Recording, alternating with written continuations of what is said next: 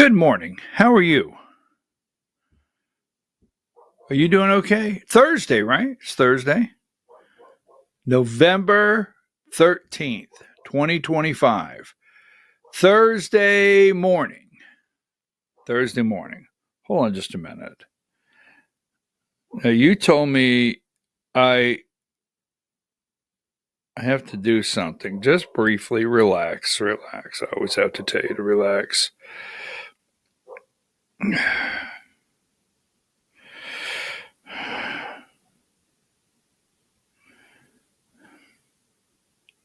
Hold on.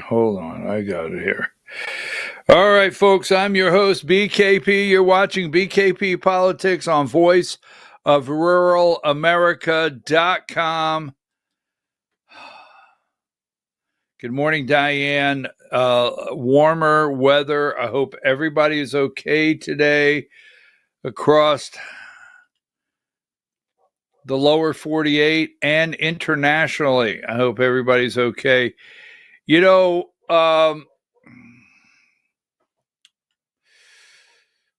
the nightmare is over. Yes. I mean, you survived. Just think about this, okay? You know, the narrative, the manipulation, the mind control that the media sends, and I mean from social media all the way to ABC, CBS, NBC, ABC, MSNBC, or MS Now. Is that who they are? But you can now rest assured you have made it through. Where is, let's see this. There it is. It happened. 124, Diane. The nightmare is over. Right? I mean, it was a crisis. People were starving. They were hungry. Their light bills were outrageous just days ago. Car being repossessed. Government workers in lines at food banks. Planes backed up, could not take off due to no air traffic controllers saying, go for it. You're clear to land. Just like that. Now, do we have time to break it down with everything going on? No, we don't. But we do know this. It started, what was that? I think I have it here, right? The 40, is this it? Number 147? Try that one. I don't know if it gives me the historic. This one's historic. Right? Yes. In 43 days. You remember, it just seems like 43 days ago where Republicans were holding up that clean CR, just 20 some pages, standing up there in the well. It's a clean CR. It just continues the spending at this level so we can work on things. But that's not what they passed last night. They didn't pass a clean CR. They made some deals. We can always count on them to make some deals. But it just seems like just yesterday. Now, the Republicans, they just can't handle messaging. They can't. You know, Democrats are being the ones right now, according to the media, the ones that are connecting to the people. Why are they connecting to the people, right? So, 149. Now, if you're new to the show, we work on bringing you the corrupt narrative, and that's the deep state corporate corrupt media, the Mockingbird media.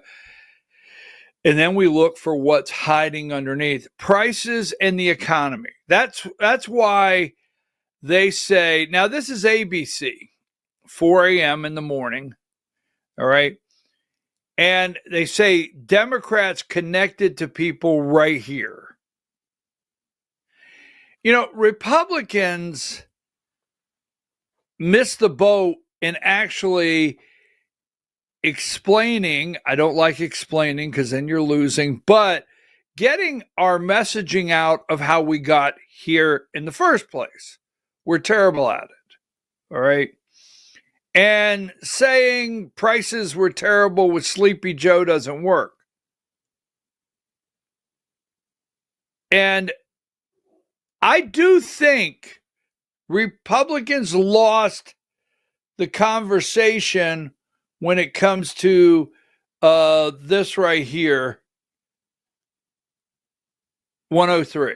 I do think Republicans lost the conversation right here on affordability. And I'm going to break this down, ACA healthcare premiums.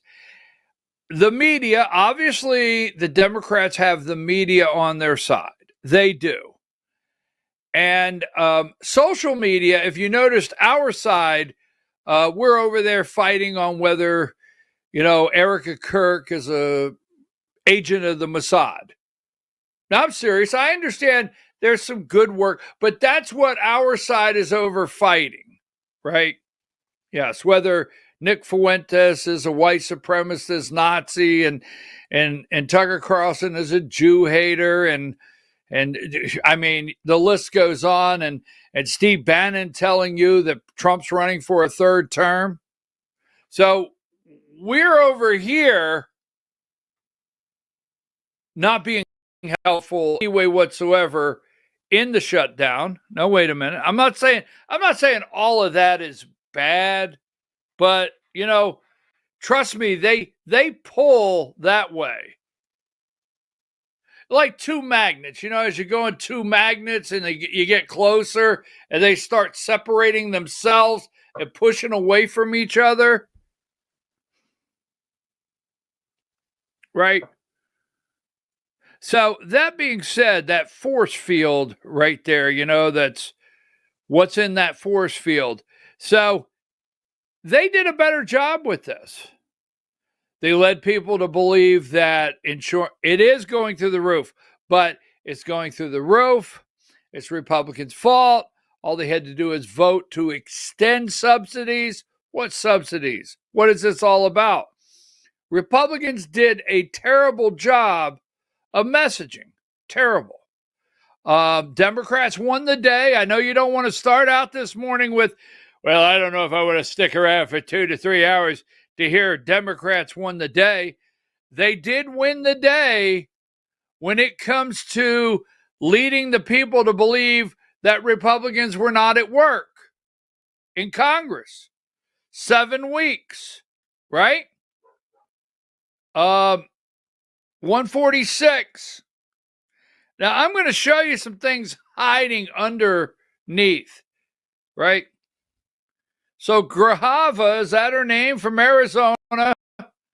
The claim is that 137, she was sworn in yesterday. She is signature 128. We'll talk about that. Democrats made sure they released some emails that all the media covered just in time for her to be sworn in to sign. Well, let's see. Go ahead. I want one, Mike, 137, then 132. All right. So Mike Johnson right there finally swore her in. Now, for 7 weeks, the narrative was, hey, he won't swear her in because of the Epstein files. So instead of Republicans up there working, up there saying we're in committee meetings, we're going to this COVID era of, free money out there is over. These are some of the reasons that we're struggling financially is all this money that's going out. It's got to be cut back, right? You've heard how many times could we at least go to pre-COVID spending levels? I've heard Rand Paul say that, but we don't. So Republicans, as always, and when I say always, I've done it for years and recent times, can't handle messaging. So instead of being up there, they're actually winning the day of getting people outside of our window, the 3, 5, 6% that pay attention. They're actually getting people to think they didn't want to work for 7 weeks, so they didn't have to swear in 132. It just doesn't look good. Democrats introduce discharge position force vote for extension of Obamacare subsidies. This is the next discharge position that's in place, and she makes signature 218. So the discharge position for the Epstein files has to go to the floor. Right? I mean, I'm just telling you, we're going to get into that a little more today, because the media will, the other day I saw this 102, and I want to take this serious. This is very serious because my best friend, I don't say it for a joke. I don't allow anybody to be my best friend because my best friend committed suicide. And not try to be a downer on this day, but I really just don't go and tell people, oh, you're my best friend. And I say that. So my best friend committed suicide. So I take depression seriously. I really do. And the people that are around me know I don't make light of it. Seasonal affective disorder. Now, there's a reason I put this up, because this goes with what the media is doing. It goes with what the government is doing. They know when the weather changes. There's a reason this goes into the holidays. Oh, it is. It's all set up and manipulated and marketing. There's a reason why they get you through Christmas. There's a reason why. Are you feeling sad, feeling blah?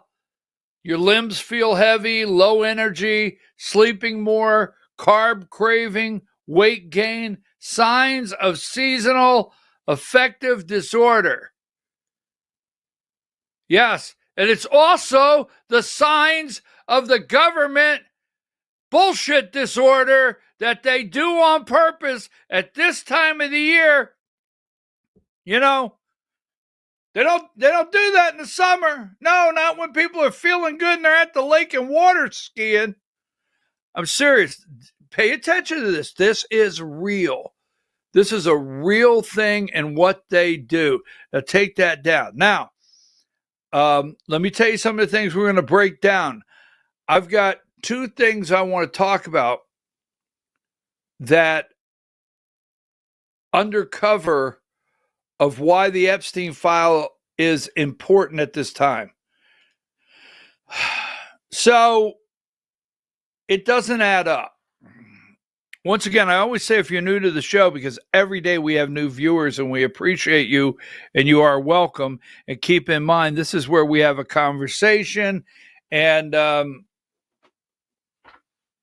you can tell me how you feel. The phone number will be on the screen from time to time. And we're open to that. I love the messages I get and what I read. Moving right along. I process things, okay? I process political stunts, okay? I cannot read computer programs and talk about source code. That one gets me, okay? I mean, I had a really difficult day when I had to learn or get the general understanding of what quantitative easing is. It's like, okay, ease off, man, right? No, quantitative easing, the discount window. But with source code, those kind of tech things, I struggle. But I download all my information, no jokes aside. I can pull out political stunt. I can smell the corruption in it. All right. And in my process, as silly as this sounds, 2 and 2 have to equal 4. And if my gut says something's wrong, I don't let anything, I don't get on there with anyone that I know is carrying water and change that. And I am going to tell you this. 120, when I'm going to go to the extent of there's something bad wrong. Now, I understand a political stunt. Yesterday, President Trump signs the government's open. Grahava is, she is sworn in from Arizona. She makes signature 218.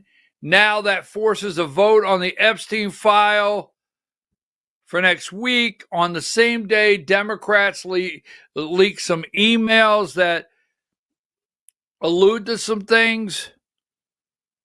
There's no such thing as a coincidence in politics. It's all set up. But let me tell you something. This is where something is bad wrong, because it's reported. It's true.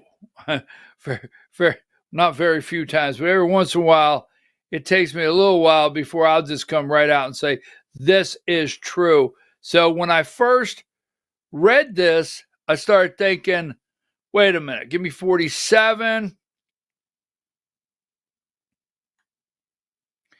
And then I think I have,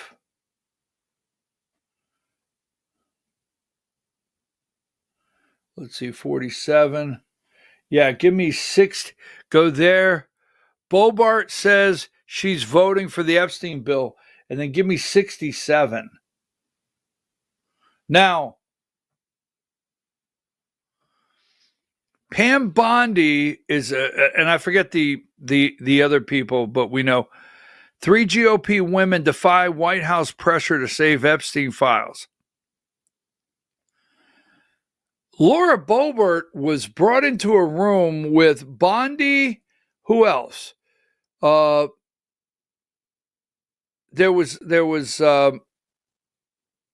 two other people, but the Attorney General and 2 other people from the administration brought Laura Boebert into a room and asked her to pull her name off of the petition.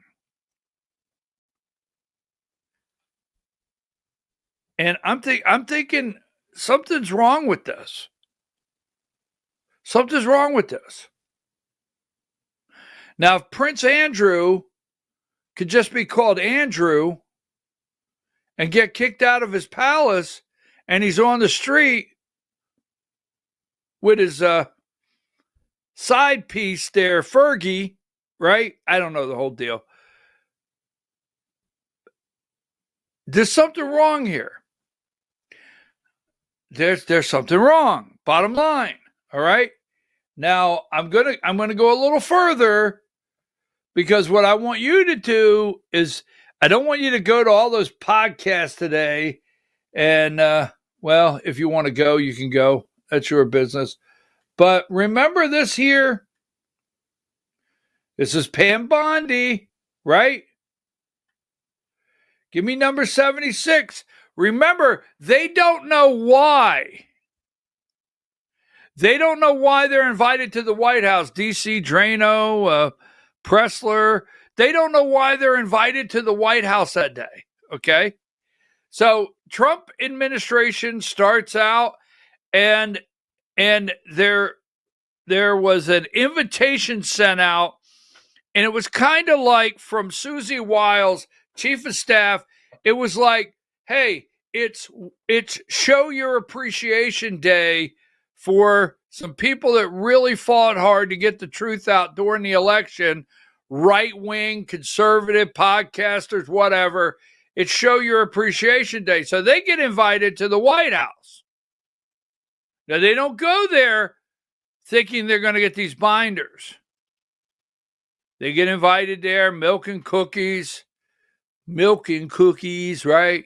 And they're going to be, hey, we want to give you a couple little gifts here. Here's a signed tie from the president, whatever, right? We appreciate you, and we want to take the time to let you know you're important to the administration. We're going to show you around the White House. You get a free tour up front, personal in the Oval Office. It's a nice day. So they go. And Pam Bondi appears. She appears. I know the way I say some things, like they're sitting there, woo, wow. I didn't know you could do that. Well, she just appears with these 4 binders, these binders that say Epstein files. It says, hey, I would like to, I know this may come as a surprise, but I want you guys to be the first to have the Epstein Phase 1 files. So they're sitting there. They don't have time to start cross-checking. Hey, get this before. They don't have time for that. They go out and they're excited. You know, the media's out there. When you come out of the White House, they call it the sticks. The sticks out there around the circle of the front of the White House, where when you first come out, if you're foreign, if you're Juan Jeffries or Hakeem Jeffries or Schumer or anybody, you come out, you walk up to the sticks. So the media knows that they're in there. They come out, hey, what was that about? You guys were in there today, and they got the binders, and they got Phase 1.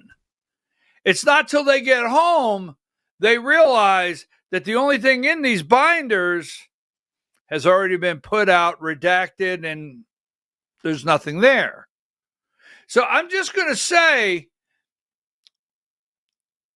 2 and 2 is not 4. I can't side with Democrats, but something's wrong. If you walk away thinking something's not wrong, something's wrong.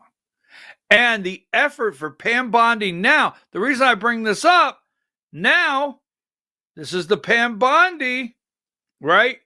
Number 120 that said, hey, they're on my desk. Yeah, when are you going to talk about them? I got them. They're on the desk. I mean, you know, I'm kind of busy here.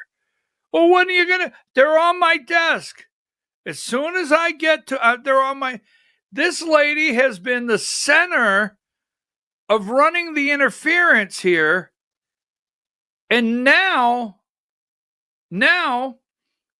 she corners Bobart and says, take your name off. And I don't know, Bobart says no. I mean, it wasn't long ago that Bobart was in the theater, you know, giggling and being fondled by some guy and got thrown out. Now she's the center of the last signature to keep the Epstein files from going, you know, opening up, or to allow them to go to the floor for a vote. Something's wrong. Now, take that down. We will get into that. I want to break that out a little further in the next segment. We will. 10 o'clock today.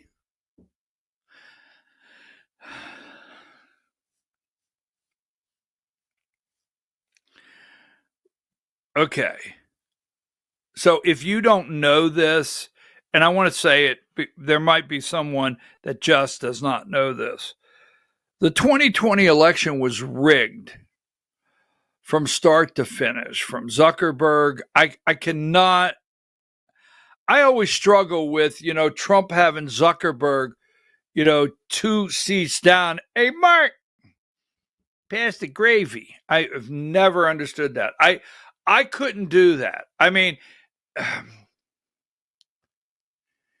don't Don't say it. Don't say it. Don't say it. Okay. Considering I said don't say it 3 times, Beetlejuice is here.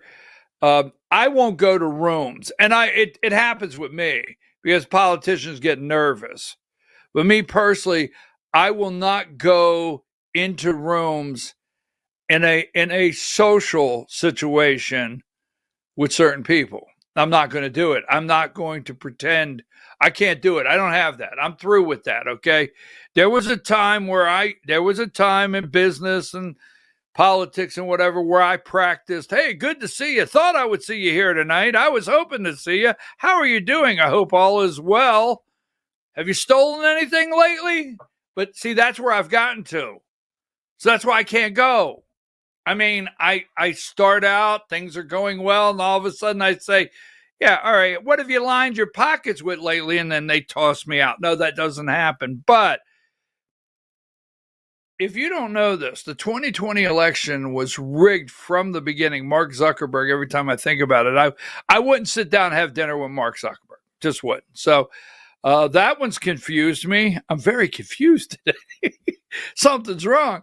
But, you know, the 2020 election was rigged. It was stolen from the American people. It was definitely stolen here in Georgia. We have a county called Fulton County that they will spend. Now, if you're out there in the lower 48, Fulton County, Georgia, because I'm right here on the ground and I talk to the people. I talk to the people that's closest to it. I do not do any fast clips of, sound bites. I actually study what's happening. Fulton County, Georgia is spending millions of dollars to stop anyone from coming in there and looking at anything when it comes to the corruption that took place in Fulton County in 2020. They've spent millions of taxpayer dollars to stop it, and will do anything. They don't care what the Department of Justice says. But that being said, we will talk about it. It's the cover-up. The state election board, we have a case called 2023-025 in Georgia. And I think the case investigation found, 140 violations from Fulton County in the 2020 election. And the state election board did not send it to the attorney general for an investigation. But there's a major cover-up with a lot of names out there. An open records request has revealed some things, but we're going to get into that in the Georgia Hour. The Georgia Hour, and we're waiting for tomorrow's a big day. Time's up. Letter, Department of Justice letter to Fulton County. Time's up. Department of the Judge Scott McAvee's extended time to the attorney blah blah blah committee looking for another judicial system in Georgia or judicial district in Georgia to take the RICO case. Time's up. Tomorrow, the timer runs out. Could be a very interesting day. Now, one last thing. If you don't know who this is, you got to tune in at 10. And I get a lot of heat for this, but I will not change. Rent. So if you know this, it's called Rent a Brother. Rent a Brother. Rent a Brother will be making an appearance. Rent a Brother is back, and he will be making an appearance at 10 o'clock.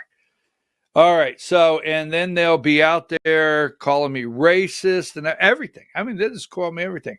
So let's see what I have here. It's 8:30. I'm getting a little long in the, here we go. Let's see. Bobart, Epstein.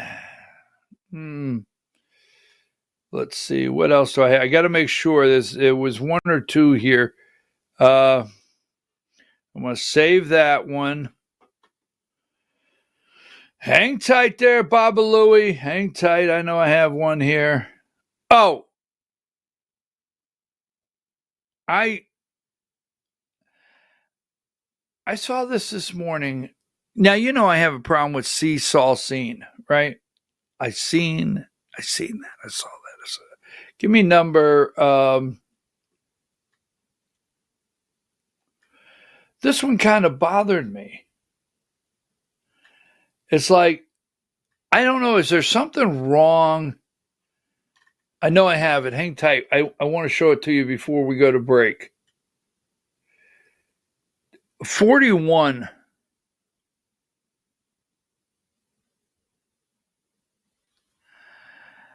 I'm like, this morning I'm looking at so much stuff. I'm thinking, is something wrong? I mean, all across the board. Trump sends a letter to President over there in Israel, formally asking him to pardon Netanyahu, saying the case against him is political, unjustified prosecution.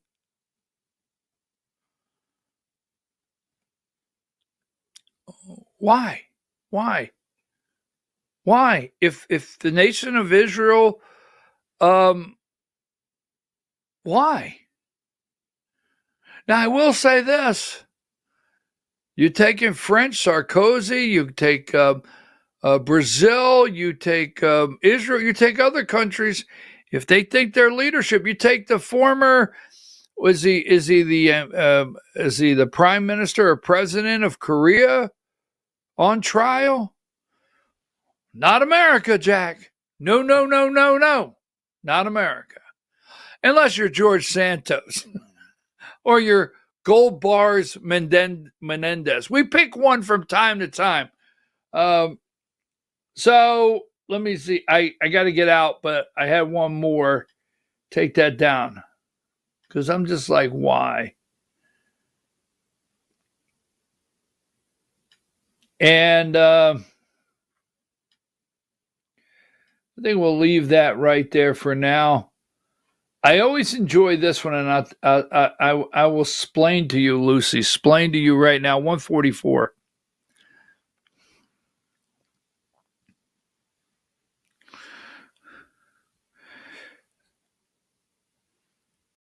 I remember new promise to bring down coffee and fruit prices. The reason it's not I enjoy, but I have a timestamp of August,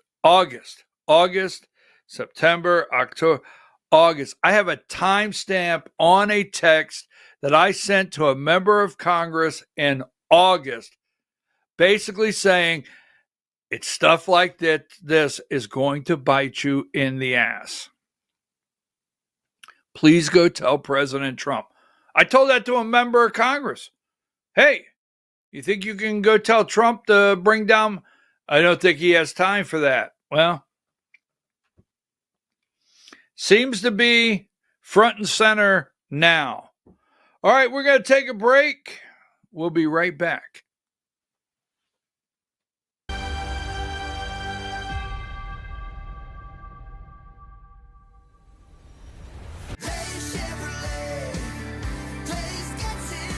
At Days Chevrolet in Jasper, we're proud because for more than 65 years, we've built a legacy of trust for the families we serve. That's why 80% of our business comes from repeat customers and referrals. When you treat folks as well as we do, word is bound to get around. Days Chevrolet in Jasper, family first since 1959. Days Chevrolet, Days gets it done. Together, let's drive.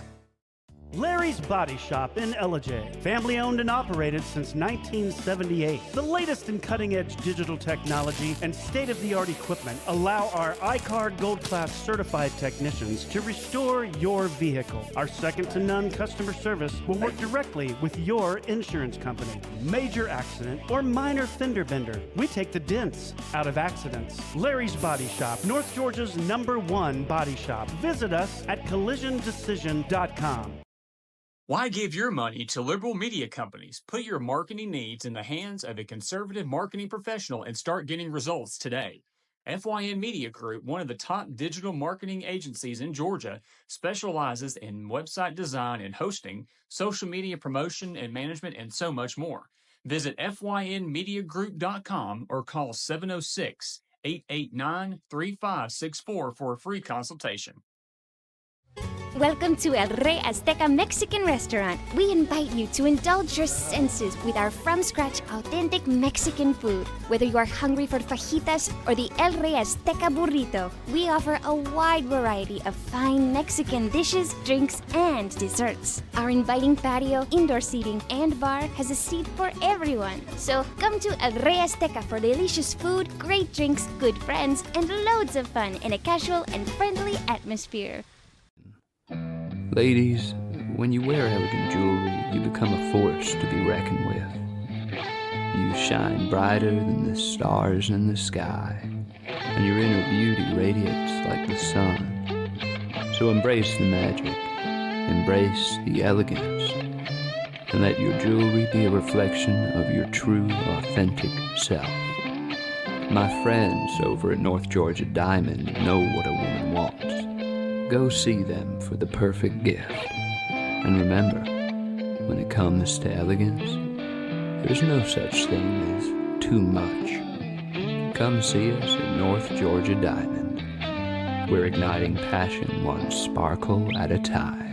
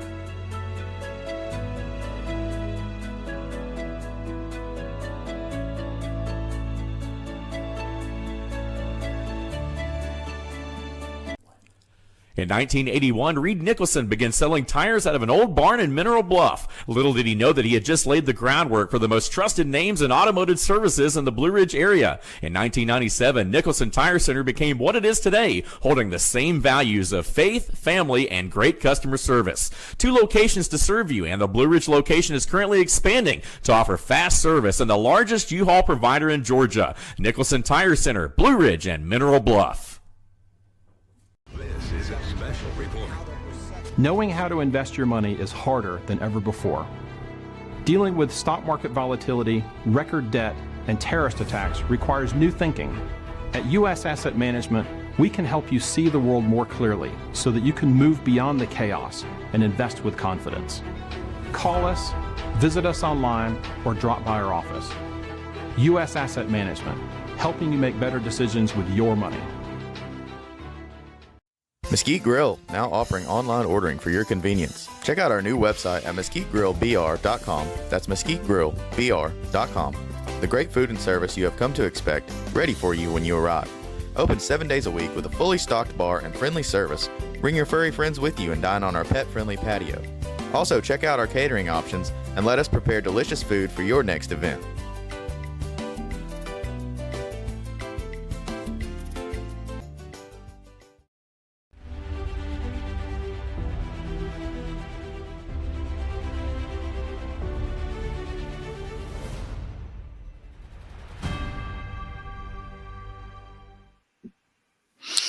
You know, there is hope. There actually is. There's hope. I have finally gotten over my thing with the Eagles. I finally got not the Philadelphia Eagles. I'll never get over that. Oh, no, you can keep those birds. Well, there's a couple players every once in a while I like, but I'm talking about the band, the Eagles. I finally got over it. You know, let me tell you something. I don't know what kids. I really do. I look at kids today and I think to myself, I mean, what are they going to talk about with their robot later in life? Remember when? So, you know, if you understand this, so I grew up in a town where not every kid got a car. Yes. I tell you, it's the damnedest thing. There, way back, parents did not rush to put a bow on the hood of a car for you. Yes, that actually happened back in the wild, wild west of the old days of America. They didn't do that, right? So but you had the one kid. Now you had two different kids. You had, yes, dad was a doctor and you're a spoiled brat. We'll leave it at that. And you got a car. But because you got a car, really, people still didn't like you. Then you had the kid that started bagging groceries at 14. About the time they got 17, they're old enough to buy a little bit of a car. Mom and dad maybe put a car, but they had somewhat of a car. Or you knew the kid, I'll get out, or you knew the kid that graduated and got a job, not for big money, but a job. There's actually getting a paycheck, still living at home, you know, put it together. And they were like, that was a big deal. They got a car. So there's a couple levels. But I come from a generation where we had to find a ride. Find out how to, and you just, you know, you had to deal with it. So we had one kid, I remember the kid's name, I remember his brother's name. His brother went to trade school. Damnedest thing. He went to vocational school. Yes.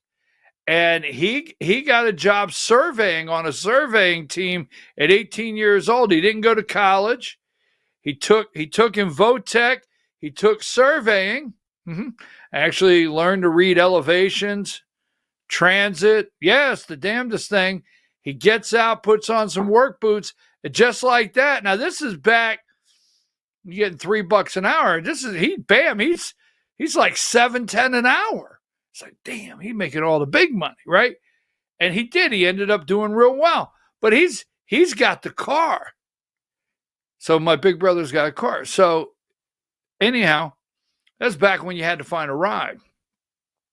So we found a ride with this guy. And his favorite is the Eagles. And no matter if we're hanging out and just cruising 2 hours, you had to hear the Eagles in a loop over and over and over and over, right? I just recently got over that. Just recently in my life. Finally. I'll tell you another one I haven't gotten over yet. And I'll tell you that story later. Billy Squire. Haven't gotten over that one yet. Lonely is the night. Oh my God, if I hear that, I like lose it. All right, folks, we're back. I'm your host, BKP. You're watching BKP Politics on voiceofruralamerica.com. Good morning, Diane. Good morning, America. Good morning, wherever you're at. God bless you. Thank you for your messages. Good, bad, ugly. I could take it. You know, over there, I don't want to forget the people on the Rumble chat. You guys, I appreciate it very much. I read all those. Diane gathers them up and, you know, I get them and read them. I appreciate it. Now, so, first of all, the Epstein, why now? Why the government shut down? What's going on? And is there still like this war going on with Russia, you know, and Ukraine? I mean, one day we're sending The missiles were sending missiles. The next day, that we're all going in. We have peace agreements. We're going to meet with them. And then poof, just like that. Maybe this was it. Maybe it was the 42. Maybe the fact that we were dealing with maybe this right here. Maybe this was it. Maybe the fact that we were dealing with a national nightmare. The nightmare. Maybe the fact that we were dealing with a national nightmare. Nightmare must have went really high when they were doing their polling. That must have went high because nightmare was used quite often in the 43 days. But keep in mind, in the midst of this nightmare, Donald Trump did go to Asia. He went to, where did he go? He went to Korea, Japan. I mean, he was over here. He was over here. He was over, right? So, and then we have the shutdown and we got people starving in the streets. And we got the National Guard out. We're shooting up some boats in the Caribbean or whatever it's called. I'm I like that. All right, there they go. They're gone. A lot's going on, and then all of a sudden I'm thinking, wait a minute. We put those sanctions on Russia, so they must have collapsed by now. What's going on? Well, we all know, every one of us sitting here today know that Ukraine has always been corrupt, right? And as corrupt and the dictator and the all the things they call Vladimir Putin and Russia, Ukraine has always been corrupt. It is a breeding ground for Maytag. No, we shouldn't throw Maytag in there. But I do think of Maytag every time I say laundromat, to launder money. It is. It's a dirty, no good place that Joe Biden. Let me ask you a question. Whatever happened to that whole Burisma thing? Wasn't Hunter on the board of Burisma? Right? Is that one? Was that one? Is that where he was on the board getting big money? And wasn't that in Ukraine? All the above. You and I know that. So, just like that, this is left off for some reason. Number 52. I can't find this in any of the national media. I can't find it even on CNN right now. But right here, biggest corruption scandal of Zelensky's presidency is in his own ranks. Now, this is a Kiev website. This is not Politico. This is not the so-and-so pundit or the left-wing whatever or the Hill. This is got to go overseas for this. And we know the stories of all. Now, I don't have time to connect every dot here, but I'm like, okay. And then you go number 53, during his presidential campaign, Vladimir Zelensky highlighted two key failings of then President Poroshenko, right? Corruption and nepotism. Now, these days, Ukraine is rocked by the largest corruption scandal of Zelensky's term. At its center is a close associate of Zelensky. I can't pronounce the guy's name. His former business partner, co-owner of the studio. Because you remember, Zelensky used to dance with tassels and and used to gyrate as a comedian on, this is his friend who owned this, he was part owner of the studio with.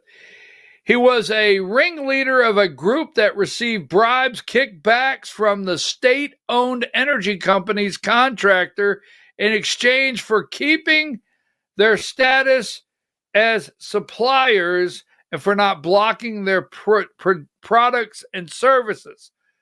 Around $100 million was laundered, according to the Bureau. Laundered, all right?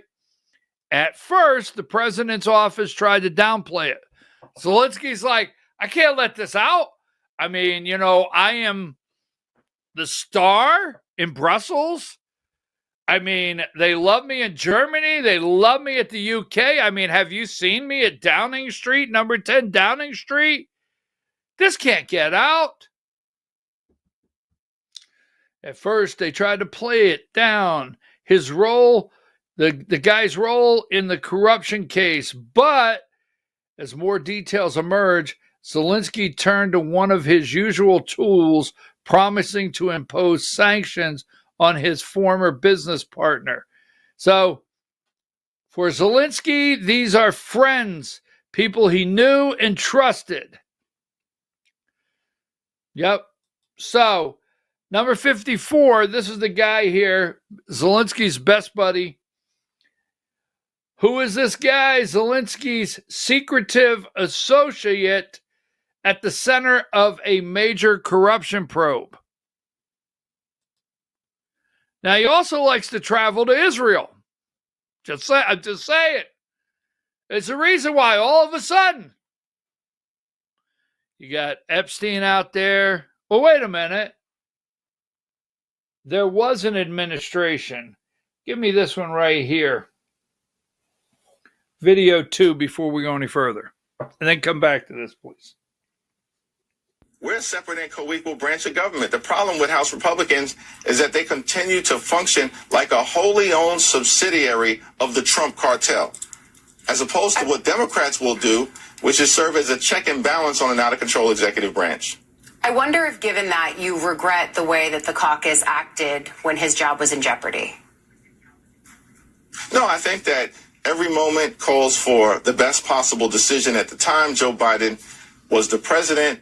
Senate Democrats were in the majority. We had a responsibility to continue to move forward, particularly in that instance where we needed to fund our ally, Ukraine, that's in a war defending not just their territorial integrity, but also principles of democracy and freedom and truth. Yeah, it was a different House at that point. We are in a different landscape now here. House Minority Leader Hakeem.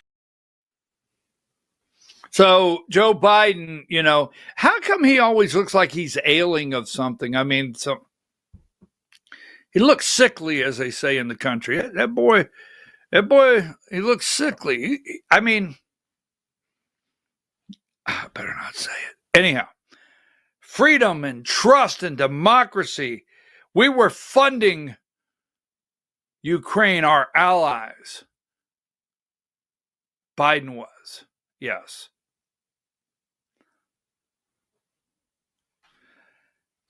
Number 55, a businessman who reportedly at the center of major corruption probe is close associate of Vladimir Zelensky with interest in multiple industries, a co-owner of President's 95 production. He profited from his ties with Zelensky and dramatically increased his clout in recent years. Let's see. An investigation into his activities by the National Anti-Corruption Bureau. Now, they wanted to shut down the National Anti-Corruption Bureau. Go look at that. The Anti-Corruption Bureau conducted searches. Now, pull up the Anti-Corruption Bureau in Ukraine and look at the history that's taken place in the last 90 days there. He's 46 years old, is from the city of, I can't pronounce those names over there, in central Ukraine. He is a film producer, former business partner of an oligarch. He reportedly has links to Israel. He celebrates his birthday in Israel in September. Oh, by the way, look over here. By the way, since, that's over. That is over. They don't get another dollar. They don't get another weapon. This guy, we have said for the longest time, Trump told this guy, number 52, a long time ago, this is a Europe cover-up. This is a Stammer cover-up. This is French cover-up. This is a cover-up from Brussels. They want to keep this war going. They need to keep this war going and bleeding Americans for money, weapons, and support. And Trump told this guy, look, you've lost. You lost the war. We know internally, we know the money was stolen, the laundromat. But number 88, don't look here. Don't look here. We don't want you to see something here. We'd prefer to start capitalizing on a dreary, rainy November when you might feel a little blue. We're going to pack blue news on you. That's what they do. You got the blues? They're going to pack it on you. Take a break.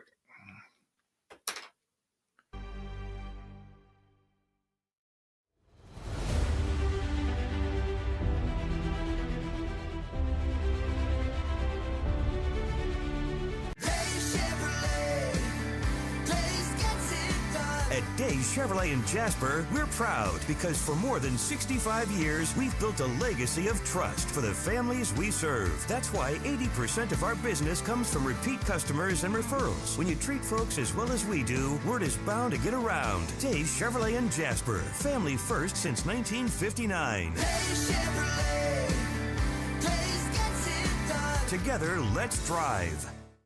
Larry's Body Shop in Ellijay. Family owned and operated since 1978. The latest in cutting-edge digital technology and state-of-the-art equipment allow our iCard Gold Class certified technicians to restore your vehicle. Our second-to-none customer service will work directly with your insurance company. Major accident or minor fender bender. We take the dents out of accidents. Larry's Body Shop, North Georgia's #1 body shop. Visit us at collisiondecision.com. Why give your money to liberal media companies? Put your marketing needs in the hands of a conservative marketing professional and start getting results today.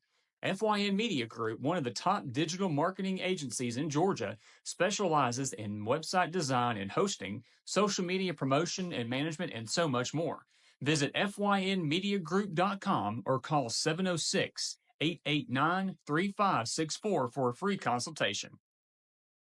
Welcome to El Rey Azteca Mexican Restaurant. We invite you to indulge your senses with our from-scratch authentic Mexican food. Whether you are hungry for fajitas or the El Rey Azteca burrito, we offer a wide variety of fine Mexican dishes, drinks, and desserts. Our inviting patio, indoor seating, and bar has a seat for everyone. So come to El Rey Azteca for delicious food, great drinks, good friends, and loads of fun in a casual and friendly atmosphere. Ladies, when you wear elegant jewelry, you become a force to be reckoned with. You shine brighter than the stars in the sky, and your inner beauty radiates like the sun. So embrace the magic, embrace the elegance, and let your jewelry be a reflection of your true, authentic self. My friends over at North Georgia Diamond know what a woman wants. Go see them for the perfect gift. And remember, when it comes to elegance, There's no such thing as too much. Come see us at North Georgia Diamond. We're igniting passion one sparkle at a time.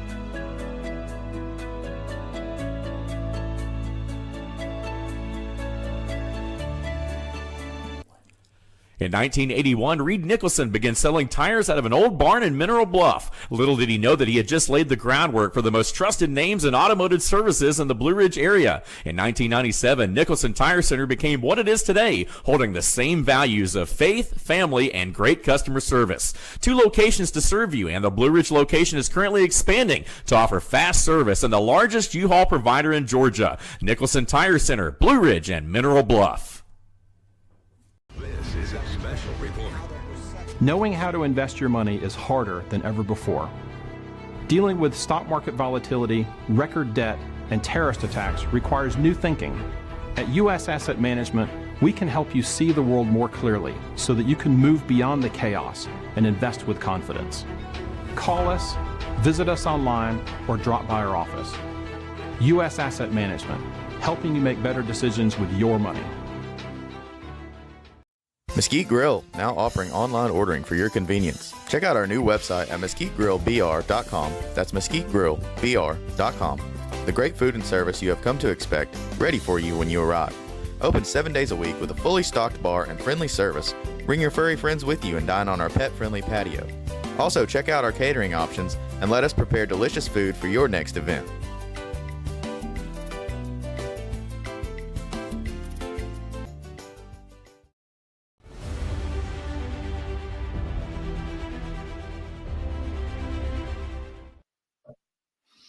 All right, folks, we're back. I'm your host, BKP. You're watching BKP Politics on voiceofruralamerica.com Thursday morning, November 13, 2025. So yesterday, well, before I jump into that, hi, how are you? Diane, I hope you're doing well. I hope everyone's doing well. I try to go through text messages. Some of you send me stuff that I have to. Don't try this at home, kids. I'm not advocating, and I am certain to get in trouble with my mother. Some of you send me stuff that I got to, cheap cigar on the back porch I got to read through. I can't do it in the break. But I started at McDonald's at 14. You can't go to work at 14 now. If you do, you can't work the fries at McDonald's, You can't be 14. The guy drop the thing. And guess what? When the buzzer... You push this button, buzzer goes off. You pick it back up. You shake it 3 times and you dump it over here. And then they 14. Oh, well, okay. We need to wait then. Here's what I want you to do. You open this bag. You dump it in this basket, right? You push the basket down in here. You push that button. It's automatic time. When it buzzes, take the basket up, shake it twice, throw it over here. We got a guy to handle salt. You don't touch the salt. We have a guy over here. He'll handle the salt. Okay? That's all you got to do. I'm serious. I think if you look it up, you can look it up. Coverts, is it Coverts in Georgia? Like they're in trouble for working 14-year-old kids longer than allowed by law. I wish there was a daggone law when my dad was alive, my grandfather was alive, my uncle was alive. Seriously. I mean, there was no way. I wish, like anything, I could have said to my uncle, my grandfather, and my dad, right? Hey, it's against the law.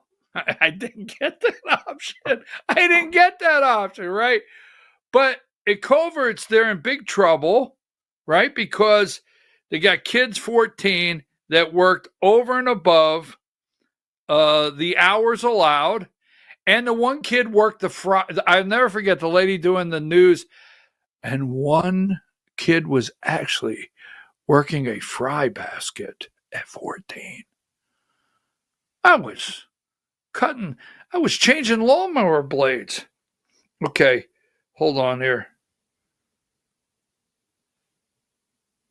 I like that. I need to know more about this one. I was a dental assistant at the age of 14.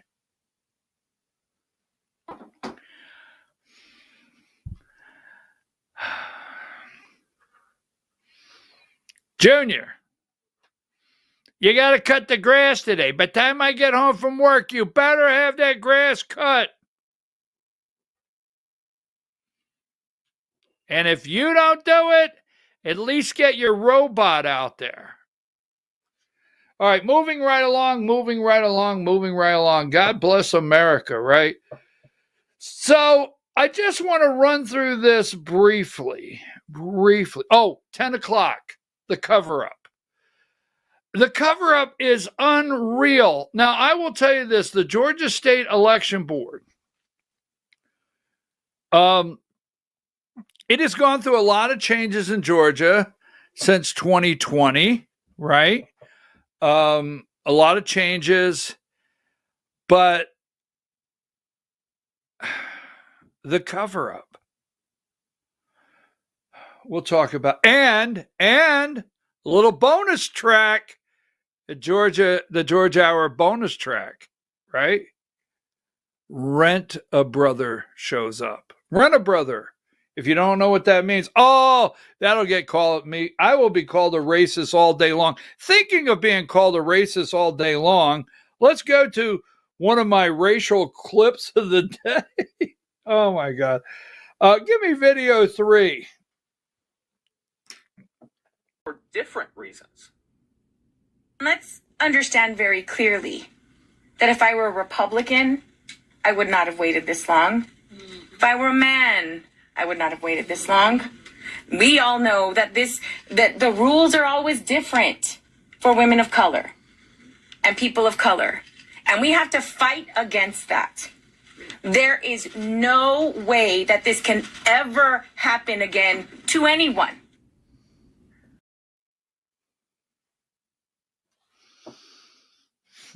She look like a man. If I was a man, this wouldn't happen.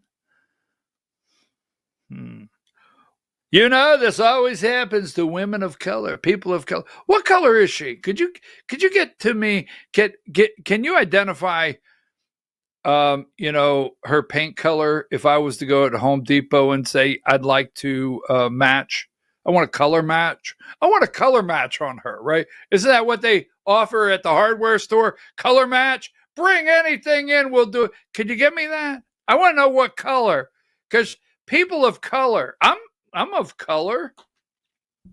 Just saying. I'm rosy red.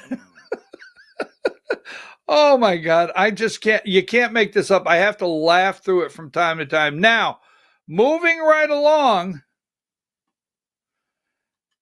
the Epstein files. Now, I want to go through this for just a brief minute, and I want to show you something because I do think something's very. Now, give me 43. What say you? I mean, I need to know from you. All right. Did you know Roger Stone, he doesn't like Steve Bannon. Ooh, interesting. 43. Oh, there it is on the screen. Lapdog laptop media falls for another Dem mudslinging Trump hoax. Dirty clicks. So,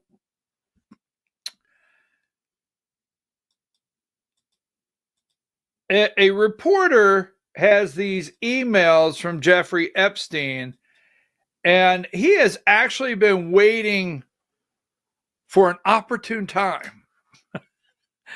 It's like, all right, so I have done reporting. I report now. I just flavor it up with a little seasoning, Mrs. Dash, Mr. Dash, some dash here, dash there, and make it interesting. So mine has to be called, well, I think it's reporting still. But that being said, but back in the reporting days, no one could. I have written a lot of stories. Believe it or not, I've done a lot of investigations.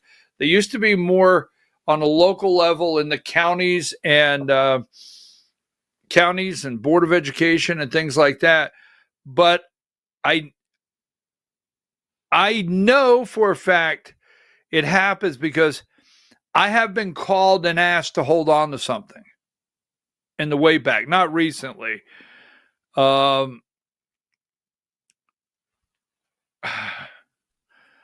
was going to say I've earned a reputation, but Lord, do I have a reputation. Don't give a damn about my bad reputation. I'm sorry, I don't know where that happens. I do not know. Never ask me what happens. But that being said, now my reputation is he's going to say it. But back then, I have had phone calls, and the reason I want to bring this up, it's important. I've had phone calls back in the day where investigations were going on, and someone asked me to hold on to something. I'm like, and I was asked in the past, hold on to something. And I didn't like it, but then after discussing, and usually this is investigations, it would be explained to me, look, we're going to be pulling a warrant in 3 days or something like that, or this is developing. If you go out with this today, we know you have it. You're well within your right. We just want you to know that if you go out with this today, it could hurt about 3 more arrests or whatever. Yes, I've been involved in that. And I've never held something to be complicit with carrying water or making a story, presenting a narrative. Never. I've never done that. But I've held things back. I mean, I released them eventually, but it was based on investigations. Now, what I'm getting at there is, so all of a sudden they got a reporter, right? There's this reporter that has these emails between himself and Epstein, now that Epstein's dead, right? Jeffrey Epstein's dead, and he cannot be deposed or asked any questions about it. And he was murdered/suicide. Anyway, we give both sides a chance, right? He was one of those murder/suicides that happens all too often when you get that close to the sun, flying, and they're going after Trump. But something's wrong. Something's wrong, folks. I know people are upset with MTG. I know people are upset with the guy over in Kentucky, Thomas Massey. I know people are upset, but something is wrong. What can we not see? Who does it implicate?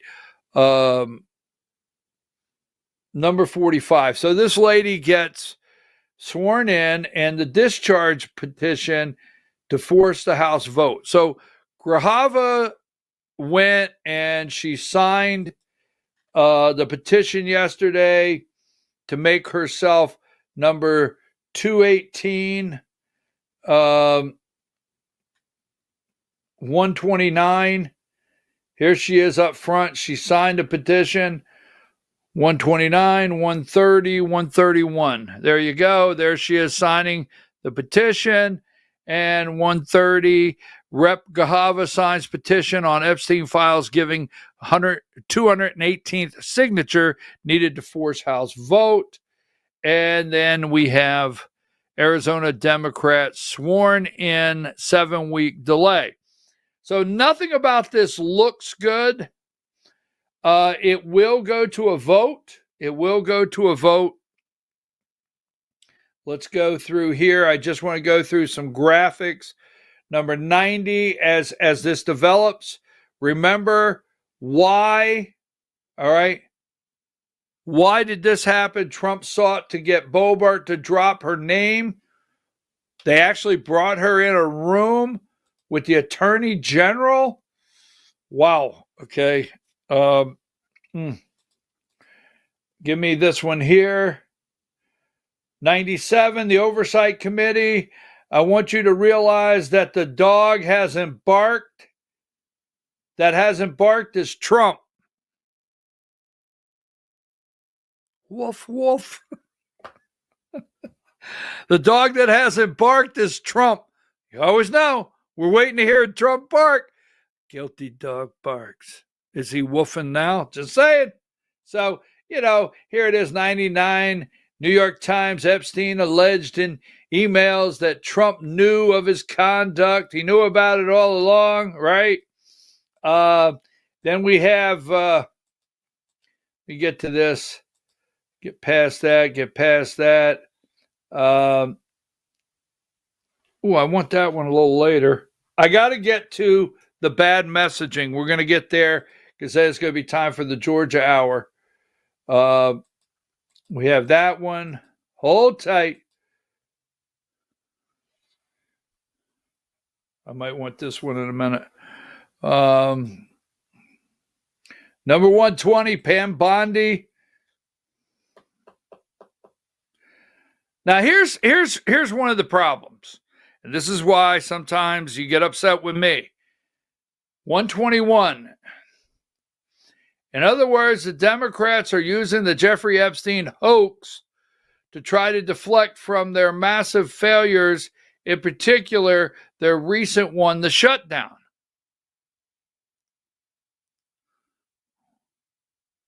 $121. Mr. President, this conflicts with some things. What? I didn't get 121. I don't know why. Did you get 122? Yeah, I got 120 and 122. I don't know why I didn't get 121. Maybe it was in between two emails. I know why. Let's just leave it at that. It has my fingerprints all over it, okay? I know why. Anyhow, so number 122, Epstein emails calls Trump the dog that hasn't barked. Now, here's something I want to show you. All right, here's 125. This is CNN right out of the box. 126. We'll go with 128. The Democrats are trying to bring up the Jeffrey Epstein hoax again because they'll do anything at all to deflect on how badly they've done on the shutdown and so many other subjects. Only a very bad or stupid Republican would fall for this trap. See, I just wish there's times the Democrats cost the country $1.5 trillion with their recent antics, viciously closing our government, while at the same time putting many at risk. And they should pay a fair price. They should be no deflections to Epstein or anything else. I know, but this is on the same day you want Netanyahu pardon. You can't just keep saying stupid Republicans. You can't do that. You can't do that. You can't say we don't have any talent. You can't do that. You can't say the only thing going up is beef. You can't do that. You can't do that. Apples. I was at the grocery store yesterday. I was like, what the heck? Apples. Boom, boom. You can't do that. Just saying. Now, here's something I want you to know, because I got to switch gears, because I want to talk about the Republican messaging. I really do. Now, here you go. I just want you to know that this is going national today. And what I mean by that, 136. No, I don't want 136. My sincere apology for that. 135. Now, this is 5 a.m. right out of the box, MSNBC. And we know how you feel about MSNBC. 5 a.m. right out of the box. 5 a.m. right out of the box. Okay?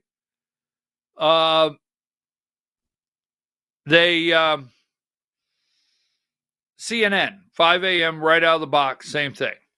Now, at 4 a.m., I watch Good Morning America First. And on Good Morning America First, right here, ABC, 145, right out of the box, ABC. So you got CNN, ABC. It's going to be everywhere. This is going to be the narrative of the day. ABC Live. You can see there on the corner. 4 a.m. right here on the Big Show. No, I can't say the Big Show. I really can't, right? Who was those guys over in Alabama, the Big Show? Those were great guys. They retired. Epstein emails mentioned Trump, House to vote on files. Laura Boebert talking about bringing it. That was at 4 a.m. Here it is.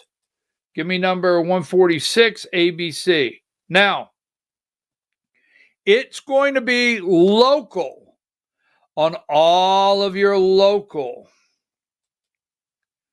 Here's ABC 150. The Epstein emails released. Right? 4 a.m. Now, at 4:30 in the morning, I could have sworn I had another one. Hold on. At 4:30 in the morning, I switch over to an Atlanta station. And I switch over to an Atlanta station for a reason, is so I can... Where's that at? I thought I had it here. There's CNN, MSNBC. I thought I saved an Atlanta station one because I wanted to show you. There's my favorite one. Have they found the monkeys? I guess I didn't save that. I thought I did. There's CNN. Bada bing, bada boom. CNN. 132. I guess I didn't save it, huh? Here it is, 138. I knew I'd find it. 138 somewhere, right?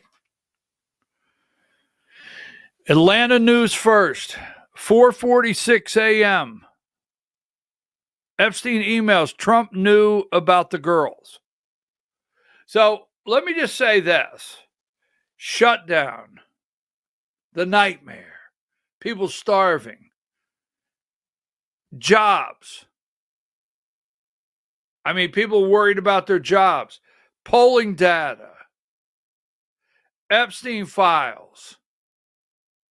Oh, by the way, did you think for 1 minute that they actually liked Trump in D.C.? Did you think that for a minute? Because let me tell you what the difference is. Well, the deep state's still the deep state. So in 2016, you have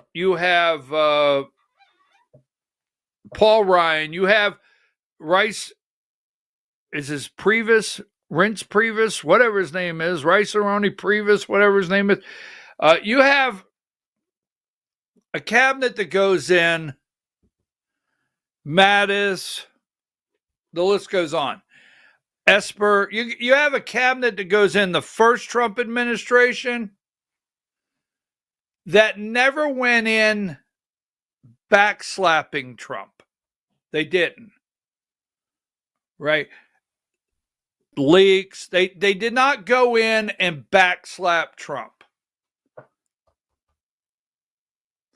On any given day that you get up, never forget they have to get rid of him. You got to always remember, they got to end Trump every single day. What they learned this time, because you're going to get shocked. What they learned this time is we need to go in with a full complement of people that will backslap Trump and say, you're great, you're amazing, you're right. That I'm serious. You think John Thune, you really think Lindsey Graham, you really think these people, a lot of them on the cabinet, inner work, you think they just like Trump? They're all separating right now. Every one of them. I've told you that for months. Everyone over in the podcast world are trying to save MAGA or pull it this way. Everybody is. Now, messaging. COVID error. Now, what you continued to hear is this right here. I'm going to show you the narrative that you hear on the mainstream media and why we cannot message. So, yes, insurance is through the roof. Absolutely through the roof. It is. Through the roof. Bottom line.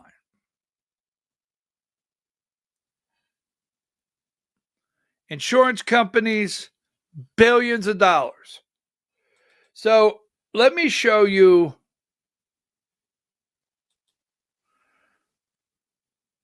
'88. Americans unhappy the way Trump is managing the government. This is messaging, all right? 89. Approval of Trump's management of the federal government. Adults, 33%. Republicans, 68%. Now, this is, I'm not telling you I'm on board with these polling numbers. Independents, 25. Look at how far they're down. He's down just since March, 10 points with adults, 13 points with Republicans. 92. Watch this one. Americans using Affordable Care Act. 24 million enrolled. All right. 22 million, 93% receive subsidies. So they make everything sound like no big deal. You're getting a subsidy. You see, there's different parts. There's you, there's government, the subsidy, then there's the insurance company over here. And I've always said, if you have to pay the bill in any way, shape, or form, you're going to start asking what's going on? What's this cost? But if anytime you just pull out a card and hand it to them, and you don't see anything in life, you do not see the actual exchange of the transfer of money, psychologically, it doesn't connect the same way. I've often said, people say, why don't we have an uprising over taxes? Why not? You would think, I see text messages or I see posts all the time. Less than this. We had a tea party in America, and I don't mean 2010. It was much less than this. We were dumping tea in the harbor.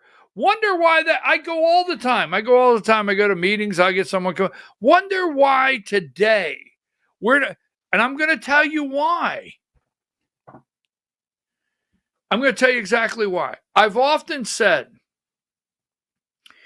if every American in this country had to show up in alphabetical, you would do it in an alphabetical order and break it up. You couldn't all show up at the same Saturday. But if A through this and B, Z through whatever, if you broke it up into four, right? 4 groups alphabetically in the last name, and every American had to go down on that Saturday of the month before soccer practice, whatever. And you had to go, you had 1 week to go into the courthouse that week and go to the window and pay your tax bill and actually pull it out of your pocket and have to count it out. America would erupt tomorrow in revolt. Tomorrow. But the reason they set up mortgages, you got escrow, tax escrow. You don't see it. Cards, digital, you don't see it. You don't see it. You don't feel the pain as much, right? I'm just telling you. I'll tell you this real quick story. I no longer, and I ask God, I'm not joking, I'm very sincere. I ask God that I'll never get in this position again.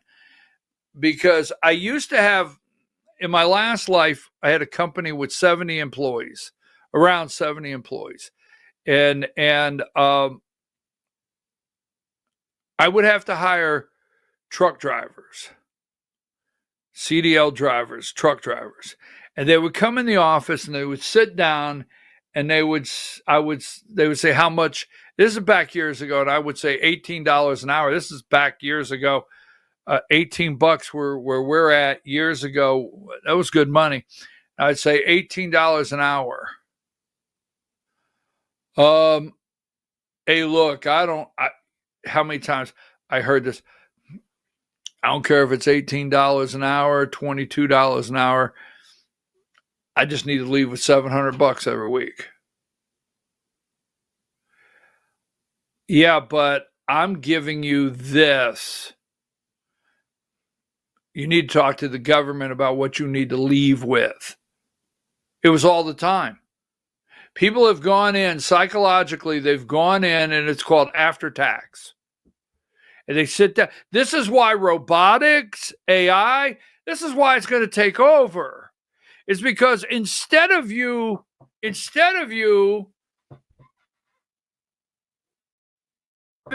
this exchange with lawmakers, instead of you having this exchange with the federal government, your state government, your county government, and saying you can't have my money, you have this exchange with the employer.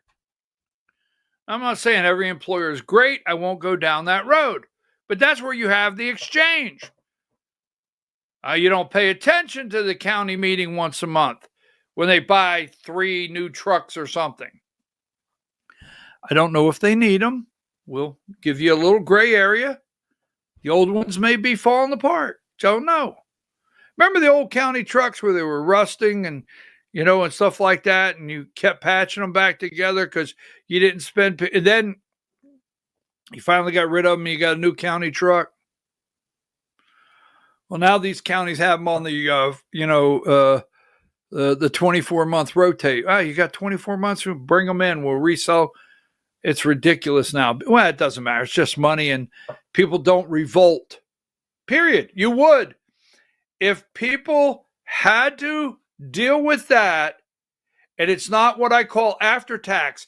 If we would get out of an after tax world with people's mindset, because I have to tell you, the taxation and people is going to drive the automation. And the tax base is gone. I'm not going to go down that road. The tax base will be gone. I'm still wondering where that tax base is coming from. Now, 92, the enrollment. We're going to explain this. Look at this, 93, Affordable Care Act enrollment. Marketplace let's see, enhanced subsidies, 2021. Now, what are enhanced subsidies? Now, they don't put 22, 23, 24, and 25, but as you can see, the subsidies have gone up. And as you can see, the subsidies have gone up. I mean, the amount of people enrolled. So in 2020, you have 10 million people enrolled. In 2025, you've got 20-some million enrolled, doubled. Republicans' messaging absolutely, it sucks. 94, U.S. updated funding bill extends government funding January 30, funds 3 appropriations bills. We don't get to see that. Snap, boom. September 30th, halts Trump's federal work layoff. Everybody goes back to work. Now, they're upset about the subsidies. So, in the interest of time, because we got to get ready for the Georgia Hour, 103, I've always showed you this one.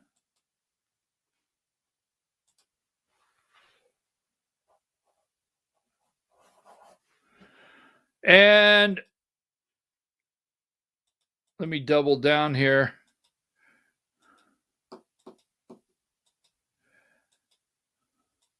Just want to make sure.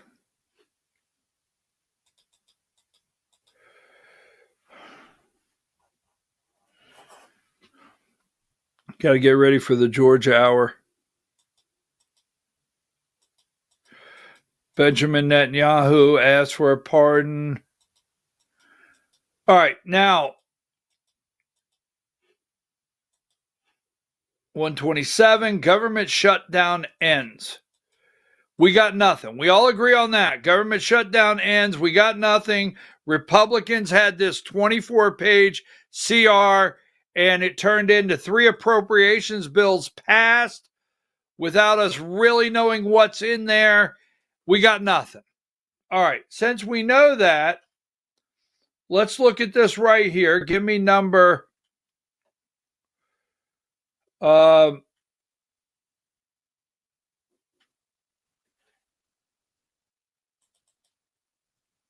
me see if I have it here. Give me number 59, Diane. I mean, I don't know why we didn't have the messaging and why we couldn't get it out. I don't know why Steve Bannon, instead of talking about third term, I don't know why we were having Erica Kirk moments. I don't know why Tucker. I'm serious. I'm not Ben Shapiro, Nick. I don't know why. I get the narratives they run, but I don't know why we didn't work on this as a team.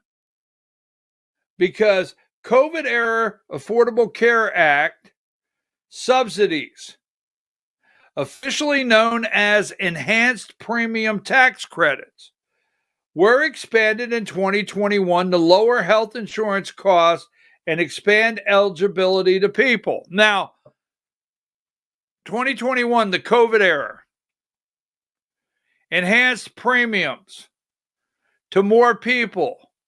Ready? Including those with incomes over 400% of the federal poverty level. So in 2021, we had 10 million people signed up for the ACA. COVID came in. We just sent billions of dollars, maybe $1 trillion to health insurance. And we said, we don't care who you are. 400% over the poverty level, sign up.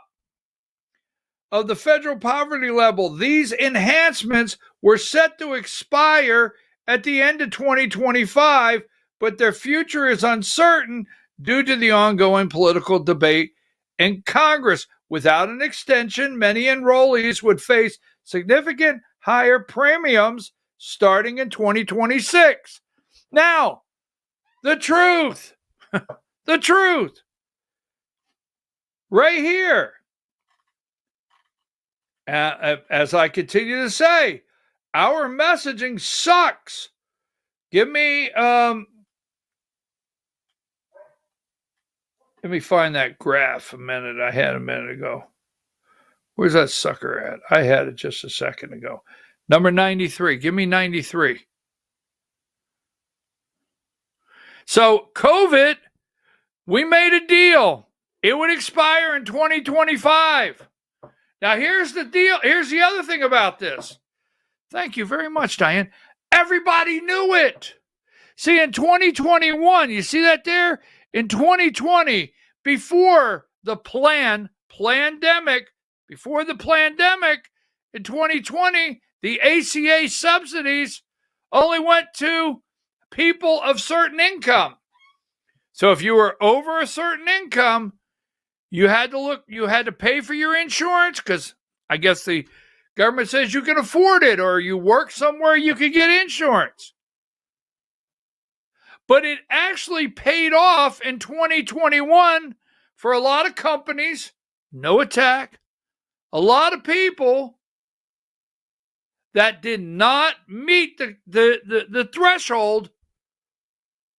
It was easier in 2021 for a company to say, I'll tell you what, you go on the ACA, you get it for $92.50 a month over at the ACA, and I give you a $100 Walmart gift card once a month so you can go to the grocery store. That didn't happen. I don't know what world you're living in, but it did. Yes, it did. A lot of companies shed, believe it or not, a lot of companies shed healthcare plans at that time. Let the government pay for it. We don't know what tomorrow brings. Oh, yeah, this was a disaster. 2020, the pandemic. 2021, everybody started to enroll. Look at 2025. Boom, almost up to 25 million from 2020, just a tad under 10 million, like 9,500,000 or something, to almost 25 million. And it's all going to the insurance companies. Oh, they buy stocks and bonds. Can't make this up. We have showed from day one, we put up the amount of money that insurance companies were getting off this. Terrible. Trump had every chance in the world in the White House to lay this out. I mean, I don't know why he didn't ask. A government shutdown, why it's a crisis, people going hungry, people starving.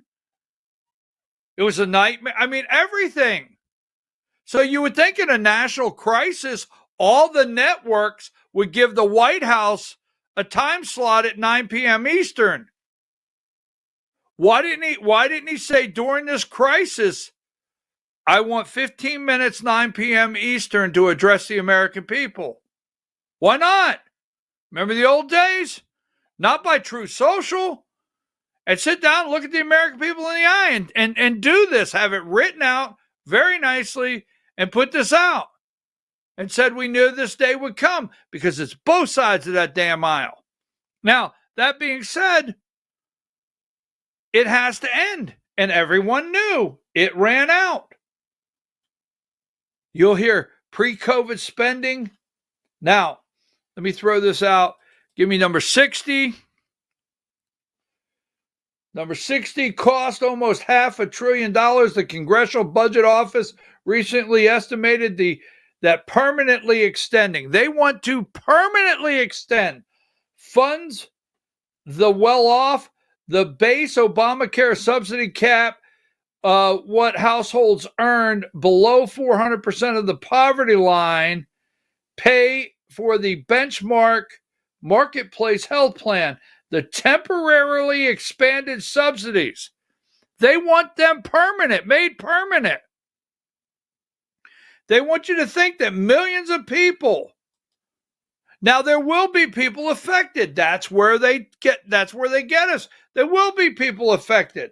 61, subsidies, insurance companies, non-patients, rampant enrollment fraud, covering the full premium cost of many marketplace plans led to a significant enrollment fraud.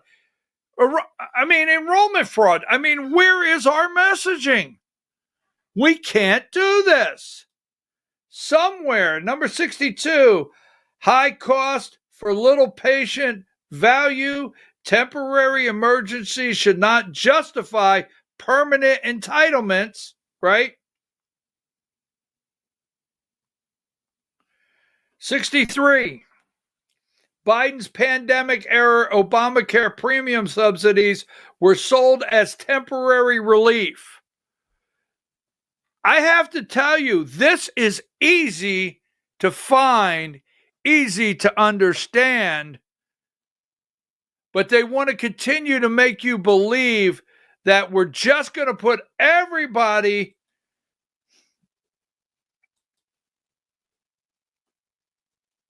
it has to be fixed.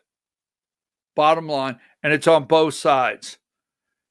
And if Republicans didn't know that, give me number 7. Remember, this is when I said this the other day. Finally, this is the other day. Right? This is who's getting the healthcare dollars. This came out the other day. I said, what? Are they listening to this show? Are they? I think they finally started. Why we didn't do this all along? But that being said, the nightmare's over. Now, folks, Diane, give me 112.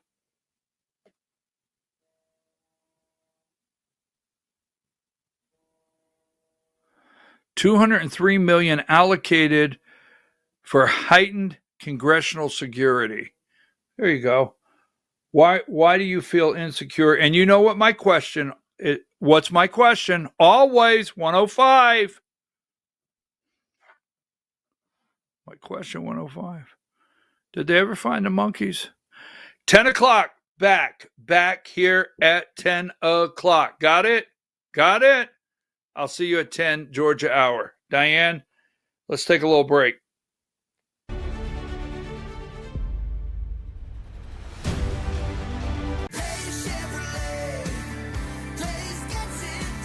Days Chevrolet in Jasper. It's last call. Your last chance to save $11,500 off Silverado 1500 and $9,000 off Silverado 2500 crew cabs. Don't miss this last call and save $11,500 off Silverado 1500 and $9,000 off Silverado 2500 crew cabs at Days Chevrolet in Jasper. Days Chevrolet.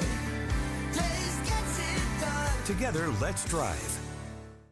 Larry's Body Shop in Ellijay. Family owned and operated since 1978. The latest in cutting-edge digital technology and state-of-the-art equipment allow our iCard Gold Class certified technicians to restore your vehicle. Our second-to-none customer service will work directly with your insurance company. Major accident or minor fender bender, we take the dents out of accidents. Larry's Body Shop, North Georgia's #1 body shop. Visit us at collisiondecision.com. Why give your money to liberal media companies? Put your marketing needs in the hands of a conservative marketing professional and start getting results today. FYN Media Group, one of the top digital marketing agencies in Georgia, specializes in website design and hosting, social media promotion and management, and so much more. Visit FYNmediagroup.com or call 706-889-3564 for a free consultation. Welcome to El Rey Azteca Mexican Restaurant. We invite you to indulge your senses with our from-scratch authentic Mexican food. Whether you are hungry for fajitas or the El Rey Azteca burrito, we offer a wide variety of fine Mexican dishes, drinks, and desserts. Our inviting patio, indoor seating, and bar has a seat for everyone. So come to El Rey Azteca for delicious food, great drinks, good friends, and loads of fun in a casual and friendly atmosphere. Ladies, When you wear elegant jewelry, you become a force to be reckoned with. You shine brighter than the stars in the sky, and your inner beauty radiates like the sun. So embrace the magic, embrace the elegance, and let your jewelry be a reflection of your true, authentic self. My friends over at North Georgia Diamond know what a woman wants. Go see them for the perfect gift. And remember, when it comes to elegance, there's no such thing as too much. Come see us at North Georgia Diamond. We're igniting passion one sparkle at a time.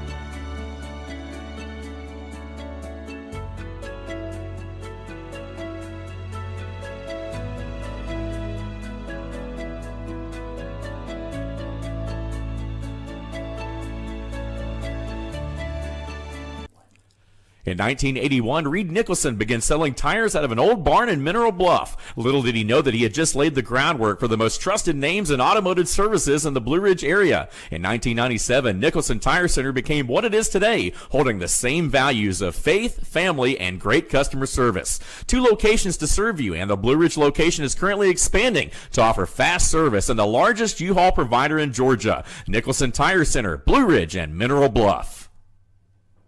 Divorce is tough, but your finances don't have to be. I'm David Cross, and I'm a certified divorce financial analyst practitioner. My job is to help you get a fair financial settlement in your divorce and to guide you to smarter money decisions. Find out how we can help you. U.S. Asset Management. It's your money and your future. Mesquite Grill, now offering online ordering for your convenience. Check out our new website at mesquitegrillbr.com. That's mesquitegrillbr.com. The great food and service you have come to expect, ready for you when you arrive. Open 7 days a week with a fully stocked bar and friendly service. Bring your furry friends with you and dine on our pet-friendly patio. Also, check out our catering options and let us prepare delicious food for your next event.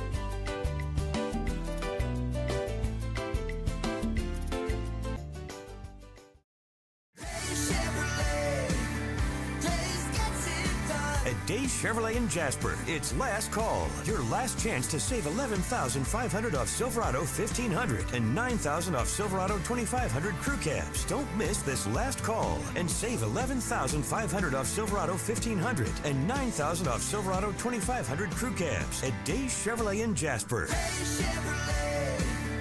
Days gets it done. Together, let's drive.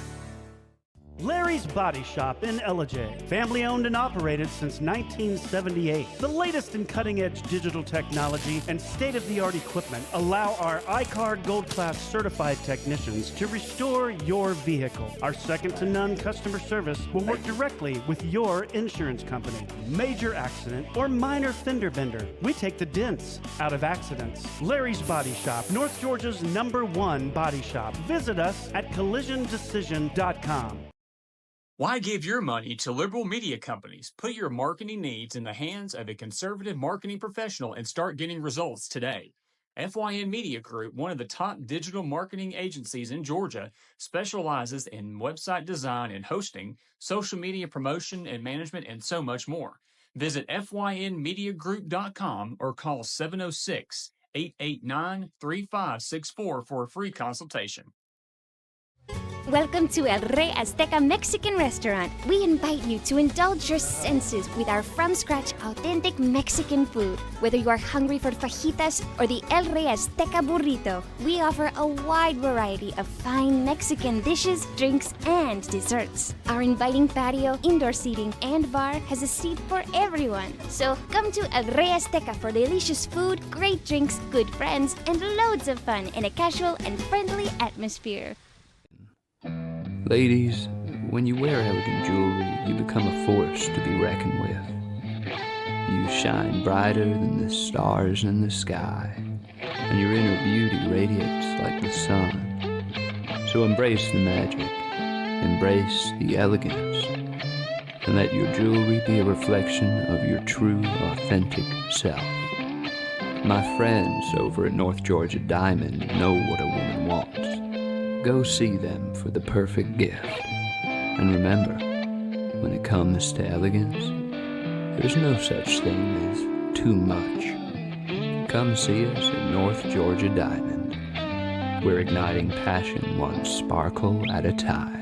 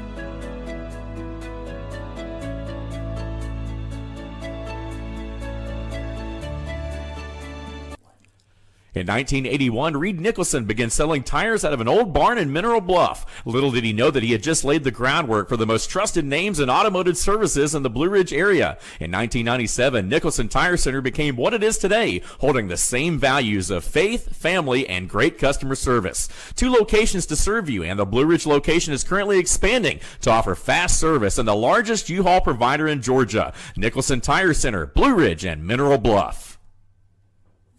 Big investment firms can lock out average people with their large account minimums. At U.S. Asset Management, we believe everyone should have access to experienced professional advice. And I have over 30 years of experience. Put us to work for you today. It's your money. and your future. Build your retirement plan with U.S. Asset Management. Mesquite Grill, now offering online ordering for your convenience. Check out our new website at mesquitegrillbr.com. That's mesquitegrillbr.com. The great food and service you have come to expect, ready for you when you arrive. Open 7 days a week with a fully stocked bar and friendly service.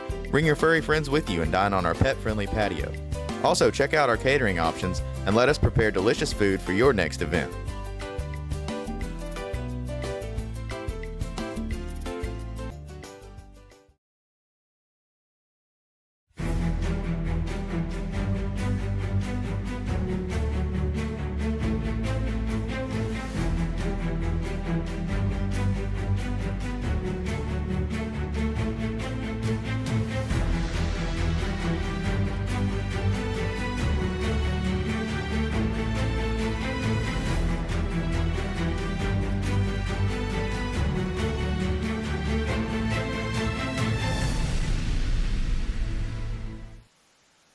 All right, folks, we're back. I'm your host, BKP. It is time. It is 11/13/2025. It is time for the Georgia Hour. Now,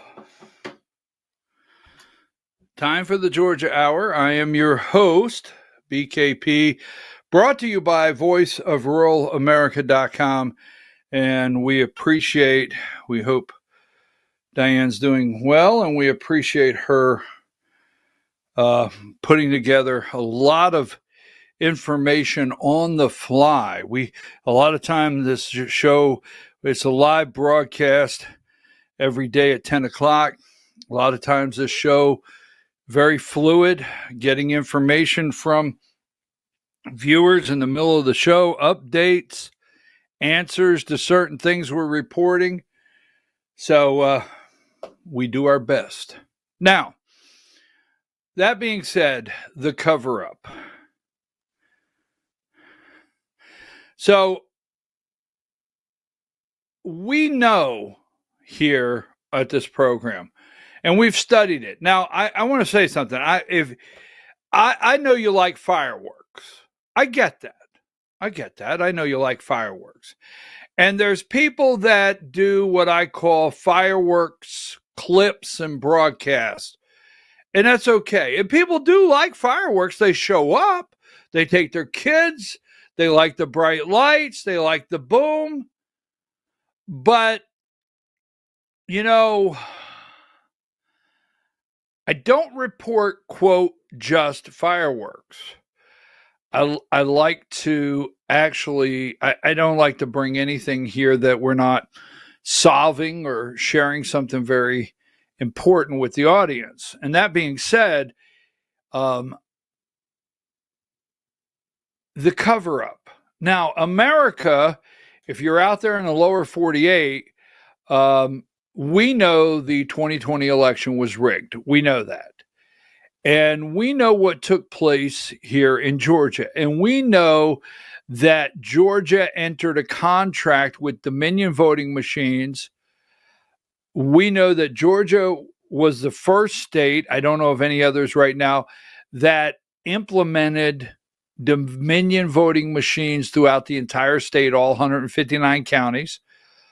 Some states out there, if you don't know this, counties get approved voting systems. Not every county in every state has to use the same voting system.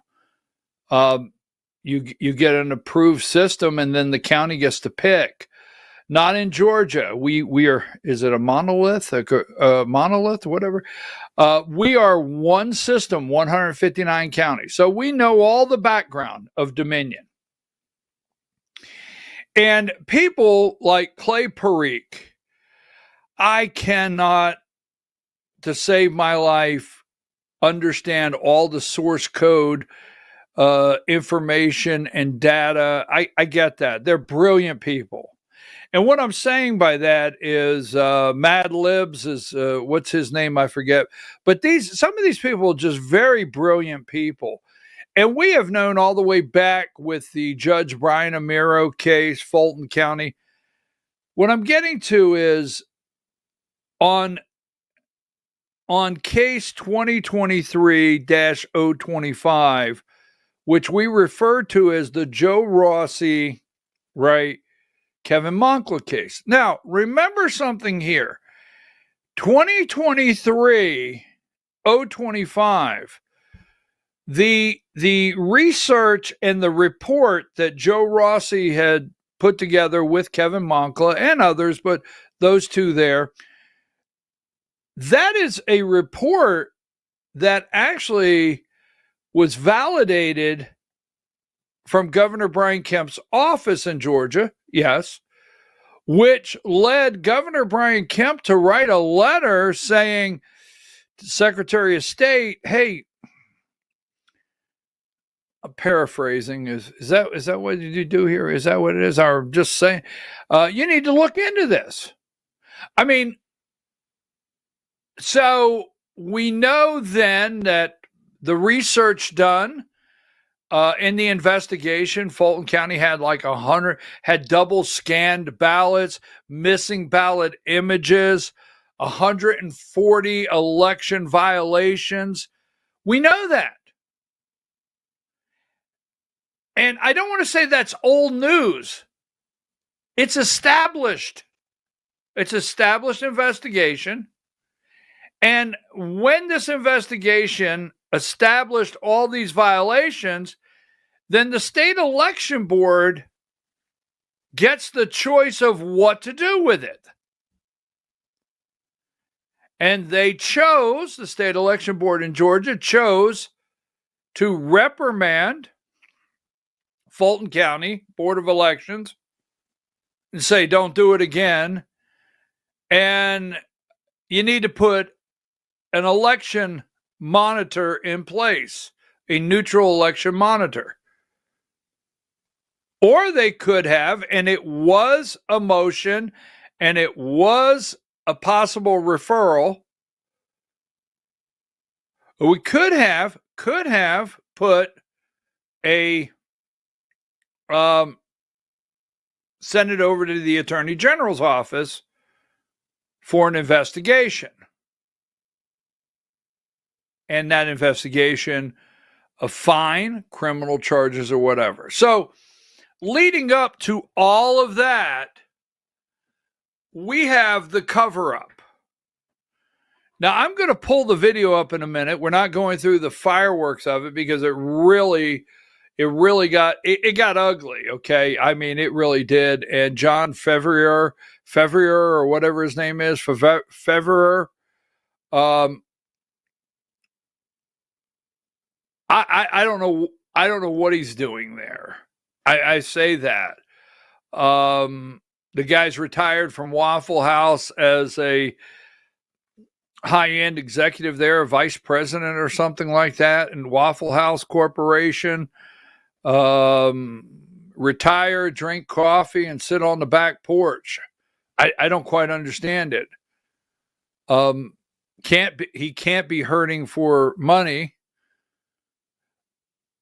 So yesterday, this case has been closed. And yesterday, Janelle King put it on.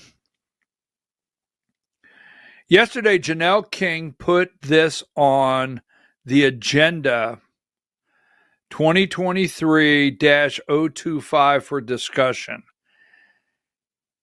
Folks, it's the cover-up. It's the absolute cover-up. And, you know, I will tell you, a lot of people do not like to go to that level. They don't. I mean, people don't want to say, because cover-up is criminal. Cover-up is corruption. And outside of your host, which I'll call out some corruption really quickly. Yes, I'll call it right out. A lot of people very patient. You have to get to this level to bring that out of some people. Seriously. And that's where Joe Rossi's at. Now, I thank God for Joe Rossi. I thank God for all the patriots. Let me put that out there. The people that will not stop. Richard, you know who you are. Did I have a picture? I thought I cropped a picture. Let's see if I have one. Do I have one?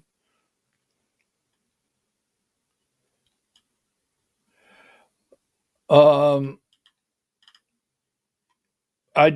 guess maybe I have one. Let's see if I have one here really quickly. Give me number 85. This guy and his wife. I just have to do this. I have to do it. I mean, is his name Richard? Right? Front row every time. And you see that book in front of him? Look at that book. That's the law. My man travels with the law. And he's an amazing patriot, a veteran. He's just amazing. And he puts up just an absolute beautiful prayer. I don't want to get emotional. Front row every time. Never misses. He has highlighted all the law. This guy's so honorable. So honorable. He resigned as a precinct manager in his county because by law, he couldn't legally perform the duties required. And I can't do this. It's not the law. These people nonstop, this room. Take that down. Now, the reason I want to say that before I move on, these are not crazy damn people. This is not a room full of crazy people.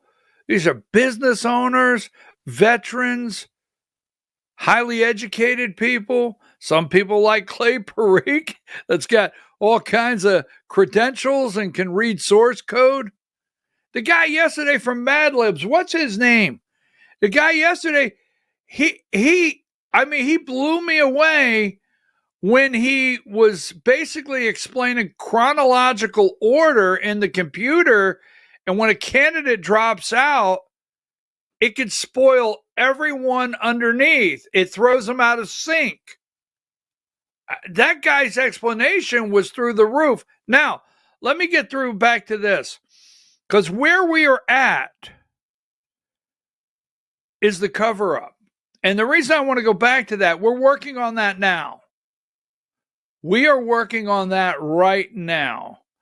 And I will have more for you because you know what? And I want to thank God. The memory. I watched the May 8th election board meeting. I watched it that day. I watched Dr. Johnston make those motions. I watched the next meeting where Ed Lindsay, I watched the next meeting. I watched where they asked the monitors to come in and make a phony presentation as far as I'm concerned. Now, this is just my opinion. I'm going to say that because there's going to be an investigation, but Ed Lindsay, former member of the board, I think it's going to be in black and white, very thoroughly laid out that he spoke with Fulton County, Secretary of State's office. See, in my opinion, and I say that, Ed Lindsay, Secretary of State's office, went to Fulton County, right? Because I watched every one of these meetings all the way back in May. I've not missed the one. And they made a deal on a monitor. They changed John, the chair, changed the requirement for them to put everything in place from July to August without bringing it back to the board. And it's only when and I say this, give me 151. It was an amazing meeting yesterday. Only when they came back to that one meeting, and Dr. Janice Johnson, will show you, not today, we're putting it all together, where Dr. Janice Johnston said something to the reference of, you went to Fulton County and you did a closed door, behind closed door agreement with them for Ryan Germany. Oh, yes. The level. Now, this is Julie Adams' testimony yesterday.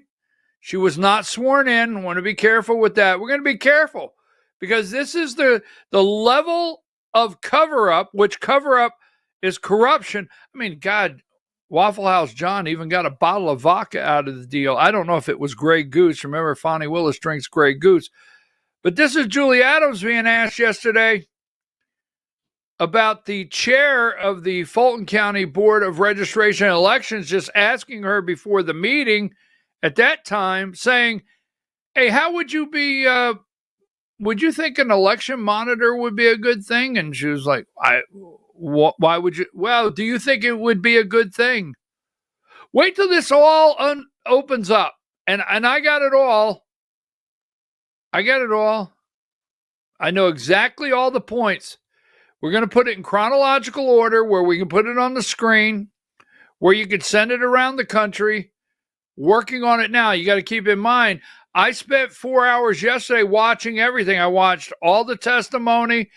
I always watch, I like the public participation because I always see the people that go up there that are negative, right? On that side, I want to see who's up there fighting us on that side.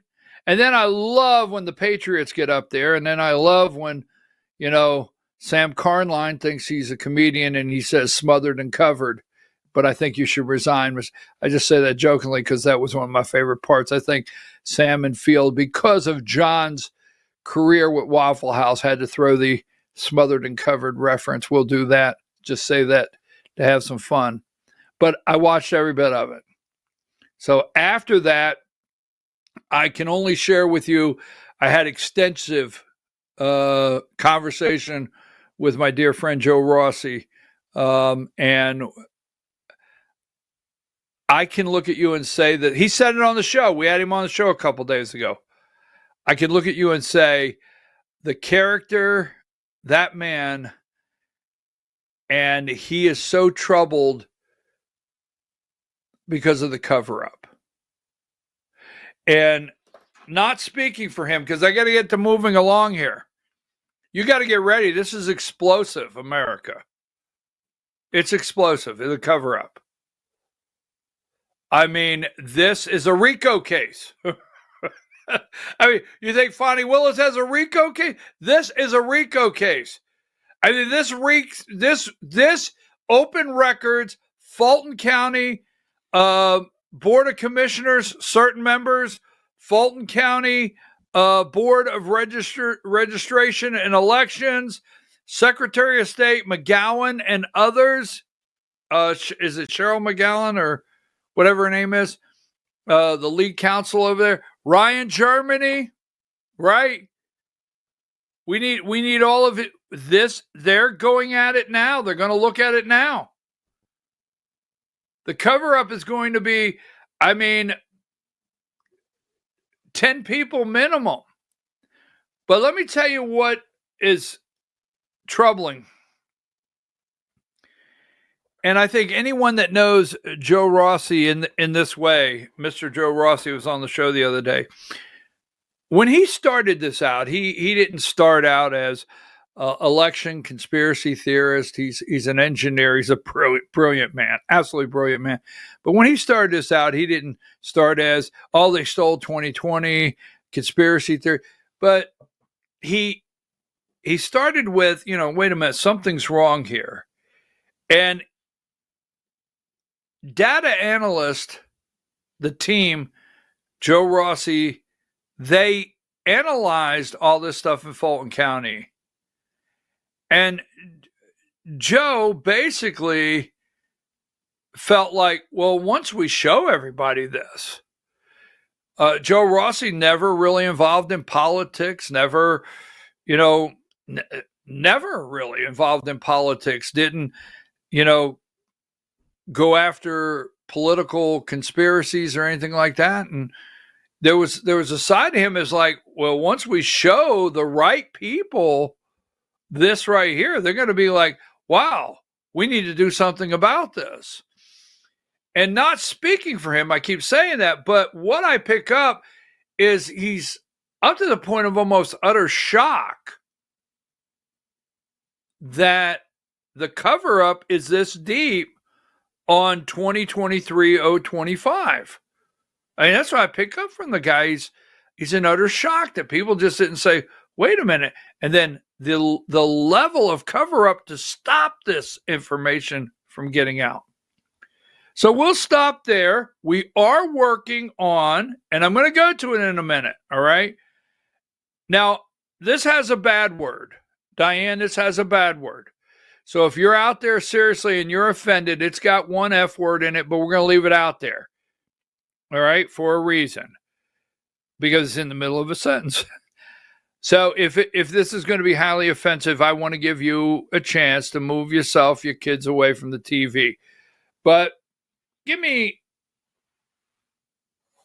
video 4. He's also saying they stole the fucking election. And I feel like if you say that, you've got to have some like really good evidence that you could give out. Like if you said to me, if I ran for president and I told you, dude, they stole the election. And you're like, how? I would have an answer. No one has an answer.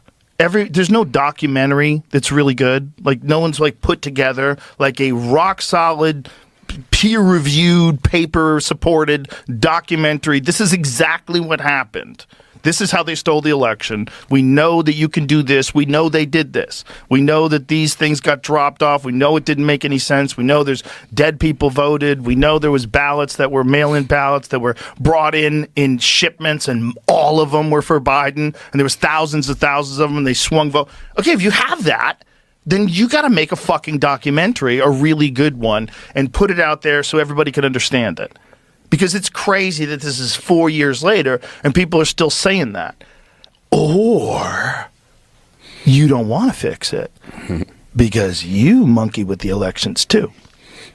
You know? And here, is there evidence of that? Well, I do know that a Republican company, who bought Dominion?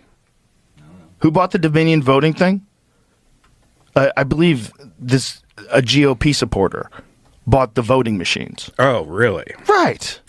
Yeah. So it's one of two things is going on. Dominion voting system sold to company run by former Republican election official. What? Yeah. This world sucks. This is where it gets. So the only reason I played that is I want to get to that sentence. Or you don't want to fix it. I wanted to get to that sentence. Sorry for the bad words. I wanted to get to the sentence, or you don't want to fix it. Right? Now, I asked a lawmaker the other night, not attacking this guy right here. But I'm going to show you some things here. I asked the lawmaker the other night, right here, number 28. Now, he is out there. When I listened to that this morning and Joe said, or you don't want to fix it. No, what is 38? Is that 30? I don't want that one. What did I call for? 28? I need 38. Is 38? Am I on the right level? You never know with me, folks. You never know with me.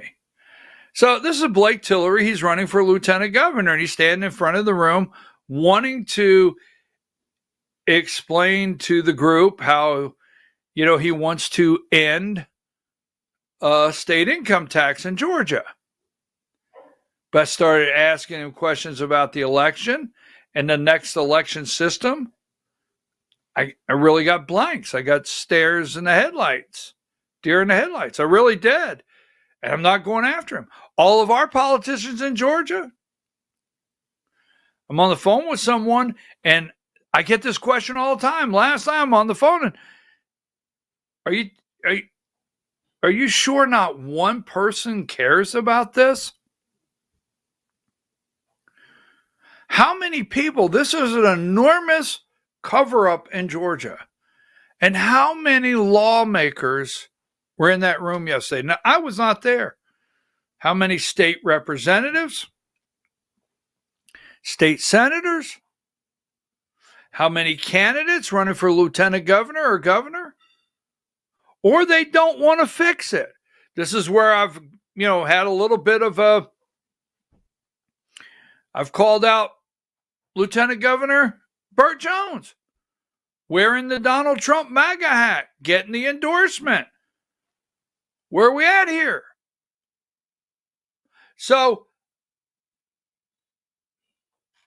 this guy right here, number 2, is running the entire state and every narrative that goes with this. So, give me, and I'm going to show you in a minute. I'm going to show you in a minute how that works. Number 2, we'll talk about that. Right? And then give me number 8.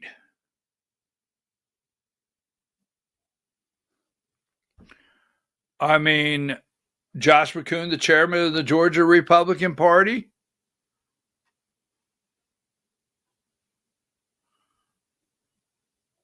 Lieutenant Governor Burt Jones endorses conservative Josh McCoon as Georgia Republican Party chairman. And then they're over there, number 13, talking about taxes. Right? Lieutenant Governor, Speaker of the House. They're over there, number 13, talking about tea leaves. The biggest takeaway from last week's election has been the success of Democrats' affordability measure heading into 2026. But a closer look at the results show voters also spending signals to state lawmakers about tax policy.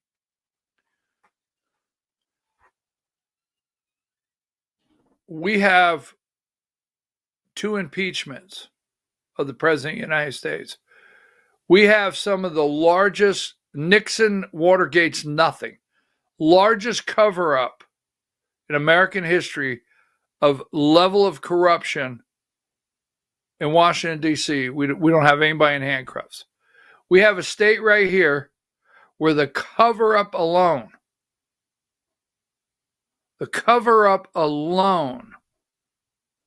on the 2020 election is from top to bottom.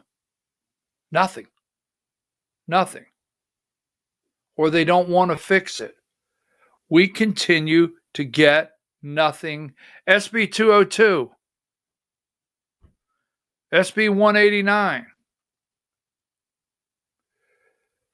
So, that being said, Diane, I'm going to start right here. The emails, we don't have time to go into the emails on the state election board.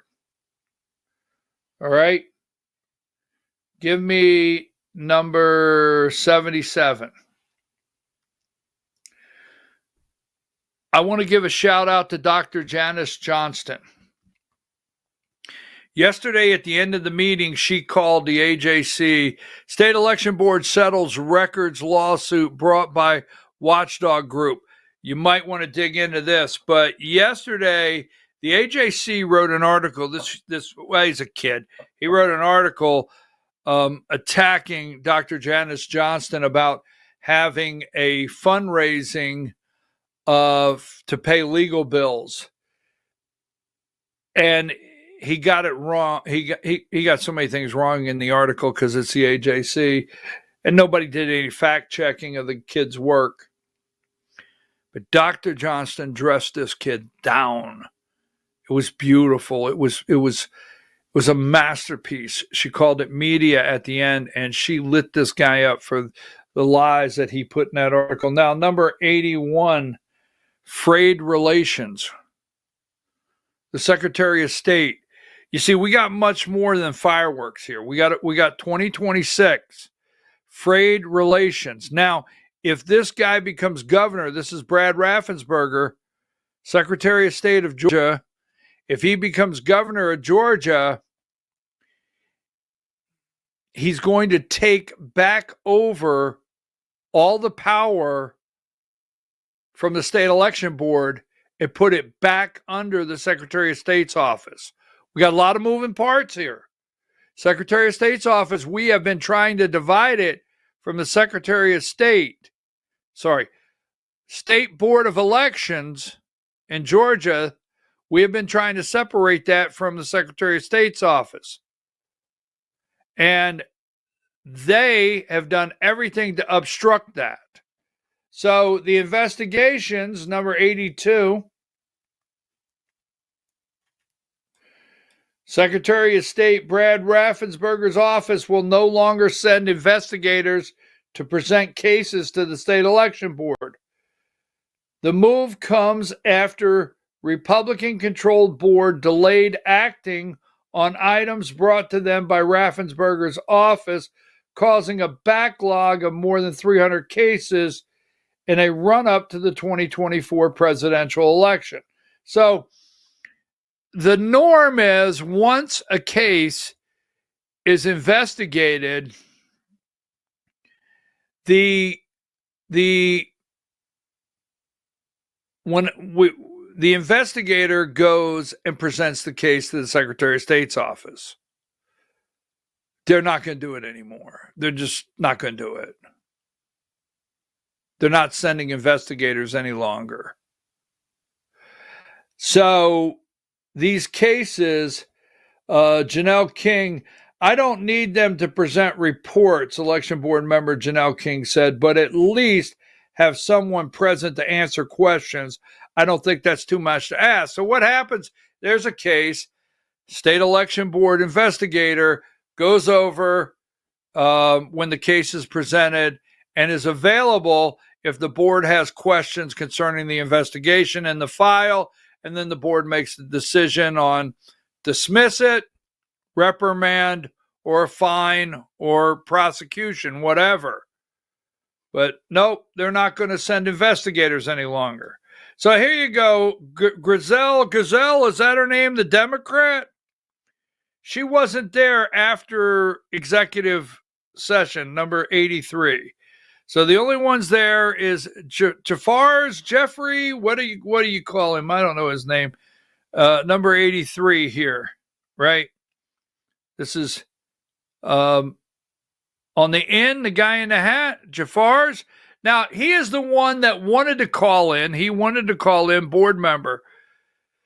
So, Gazelle, let me explain this if you're new to the show or new to the state election board of Georgia.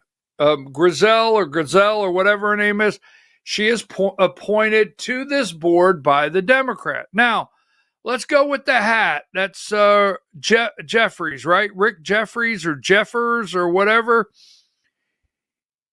He is appointed by the lieutenant governor of Georgia. So he's there. The next guy over, I forget his name. He is he's the executive director of the state election board. He is actually an employee of the board. The guy in the center, John Favera, whatever. He is a former vice president of Waffle House. Now, the guy in the center, your chair is appointed by Governor Brian Kemp. To the right of him is Dr. Janice Johnston. She is appointed by the Republican Party of Georgia. And the lady on the far end to the right, to his left, my right, I guess, that is Janelle King. She is appointed by the Speaker of the House of Georgia, John Burns. Now, that being said, 2023-025. We're not going to go through the whole thing, but I'm going to go through maybe 8 or 9 minutes. I'm not looking for fireworks. But Diane, when I say stop it, hold it right there. I want to break a couple things down, because if you just watch this without the other parts that we're working on, I don't think you'll understand the full cover up. But let me set this up.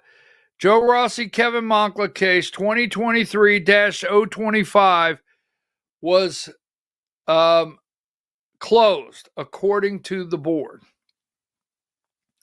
Diane, give me video 5 where I have it started. You're going to hear Dr. Janice Johnson looking for people's emails, and we'll talk about that in a minute.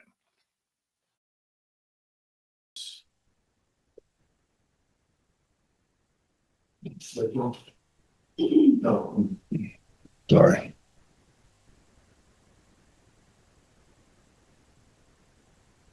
The question I have for the board is the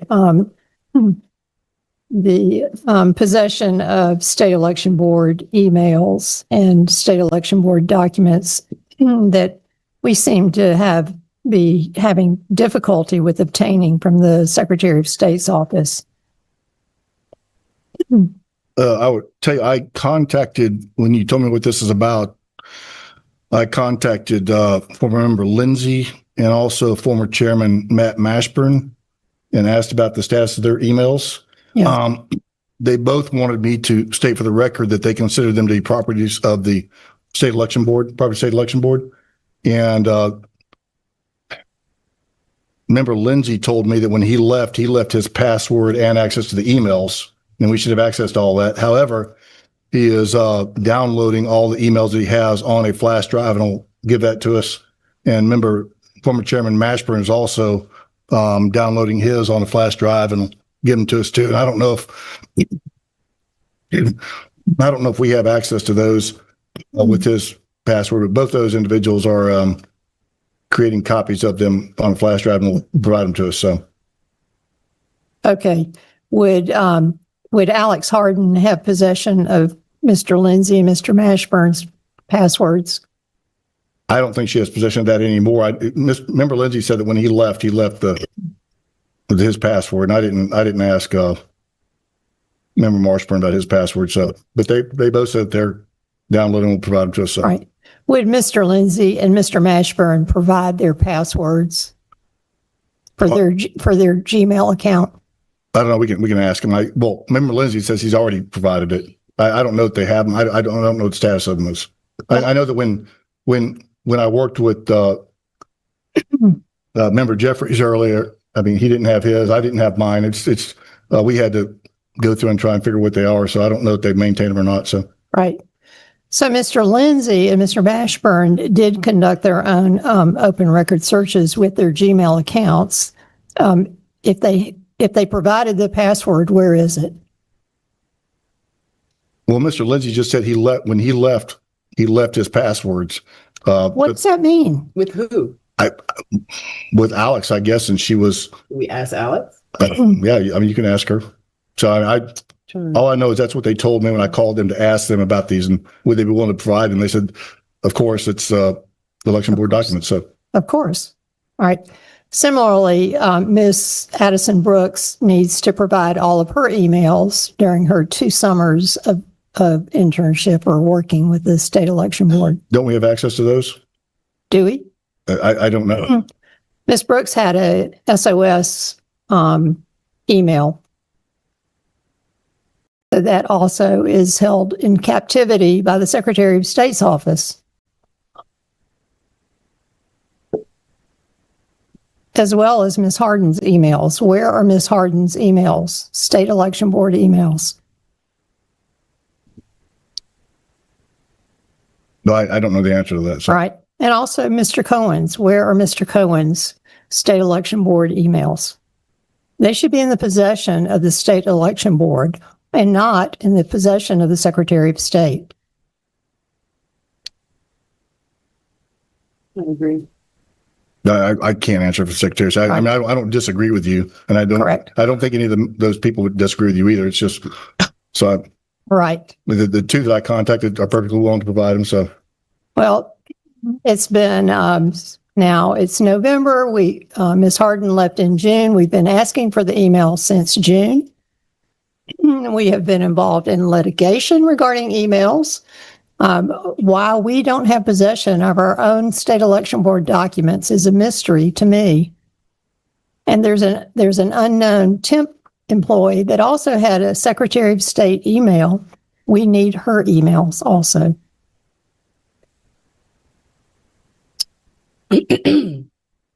Well, that leads into what I have to talk about. All right.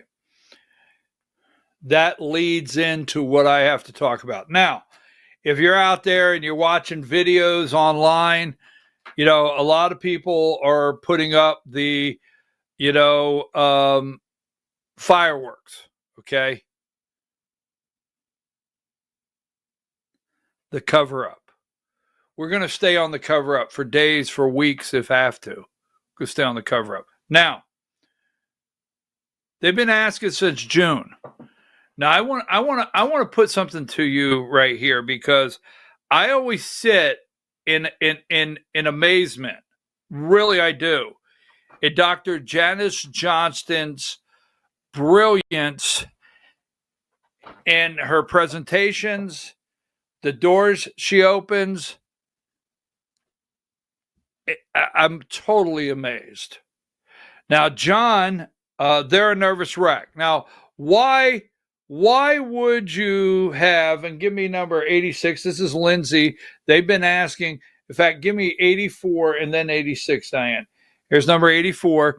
Now, this is Lindsay's second to the far end, the microphone covering his face, okay? It's after he went to Hair Club for Men. I'm sorry. I don't know why I did that. I mean, I'm having a serious moment, and that was uncalled for. So now that I've reprimanded myself, give me number 86. Here is Ed Lindsay. Okay, we're looking for his emails. Since June. Can't get Alex Harden's emails. Can't get the intern's emails.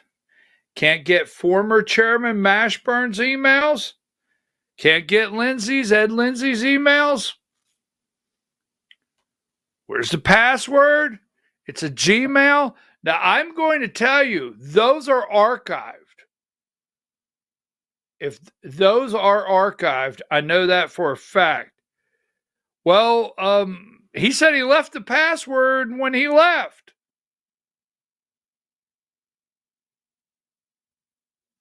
Who has the passwords? I mean, this right here. Now, there's another 25 minutes that we won't get into today. But this lays the firm foundation. They don't want those emails out. Now, maybe we get them. I don't know. But those emails, they don't want those emails out. Mashburn and Lindsay said they could download them on a flash drive. How many will be missing? Who will clean up the flash drive before it goes over there? Which ones will you take off? I mean, who's gonna how do I know if you hand me that flash drive there's not a couple missing? I'm telling you right now, they've been asking since June for these emails of all these people. We find out that the chairman, through open records, received a bottle of vodka. We don't know what for. But let's start right there with the cover-up. They can't get these. Secretary of State, stop. Who's got the passwords? Just give me the passwords. Right? Let's go in. Now, so she lays the groundwork. We're going to get these emails. I trust they will. I think what's going to end up happening, they're going to be given flash drives, and I would not trust that for 1 minute. Now, Janelle King, this leads into what she wanted to talk about. Let's go back for a couple minutes. because I got one or two other things. Go ahead and let's pick up on the video, and I'll give you the high sign. I would like to request our chairman and our executive director to work with the Secretary of State to obtain these emails and keep them in the possession in the records of the state election board. All right. If you'll send an email to them requesting, I'm happy to help. However, I'm happy to do that, but Mr. Chairman, I sent you an email. I talked to you on the phone about trying to get some of these exact same emails right after I got brought into this position, and nothing's been done. Okay. All right. So if you can lightify or whatever you need to do, right. Send an email and I will opine on your email. So okay. All right. Is there anything else related to that? No, that's all. But I would like this to be on the agenda for the next month's meeting, because I'd like to know that there's a resolution by next month. All right. Next item on the agenda is discussion or on dismissal process of 2023-025. Yes, thank you, Mr. Chair. So there has been a lot of conversation around conflicts of interest, improprieties, transparency, and there's several emails that I was copied on, that has been going back and forth between Mr. Joe Rossi, Kevin Moncla, and our Chairman Verveer. And being that I was not a board member at the time when this case was brought up, however, I was kind of brought into it because the July meeting, I was a board member. So I kind of came in on the back end of it all. And from my understanding at that time, I was under a certain impression as to how all of this played out. And I'm reading these emails, and unfortunately, we can't communicate unless we communicate publicly. So I just had a few questions. Okay. But I'm reading these emails from Mr. Rossi, and for the public to know, what I am concerned about is that the emails are implying that the case that was supposed to be heard, SB 2023-025, this is what's being alleged, is that it was moved up earlier in the day to be heard early in the day, knowing that member Jeffries would not be present. Not only that, but that there was a motion, which I did go back last night and listen to the actual board meeting on May 7th, but there was a motion that was made by member Lindsay at the time that basically, he said that if the Fulton County did not have a monitoring team in place by the month of July, or the July meeting, then then the board would issue a letter of reprimand. Unfortunately, I am getting documents that's showing the letter of reprimand went out on June 13th, which was before the July meeting. And that in the letter, the date changed from them having to have the monitoring team present for the July meeting to the August meeting. Now, nowhere in the board meeting that I watched did I hear August as the month when they needed to have the monitoring team in place. I only heard July the entire time. Not only that, but I also have an email from Alex Harden that says where Kevin Moncla reached out to Alex and basically said, has a letter gone out?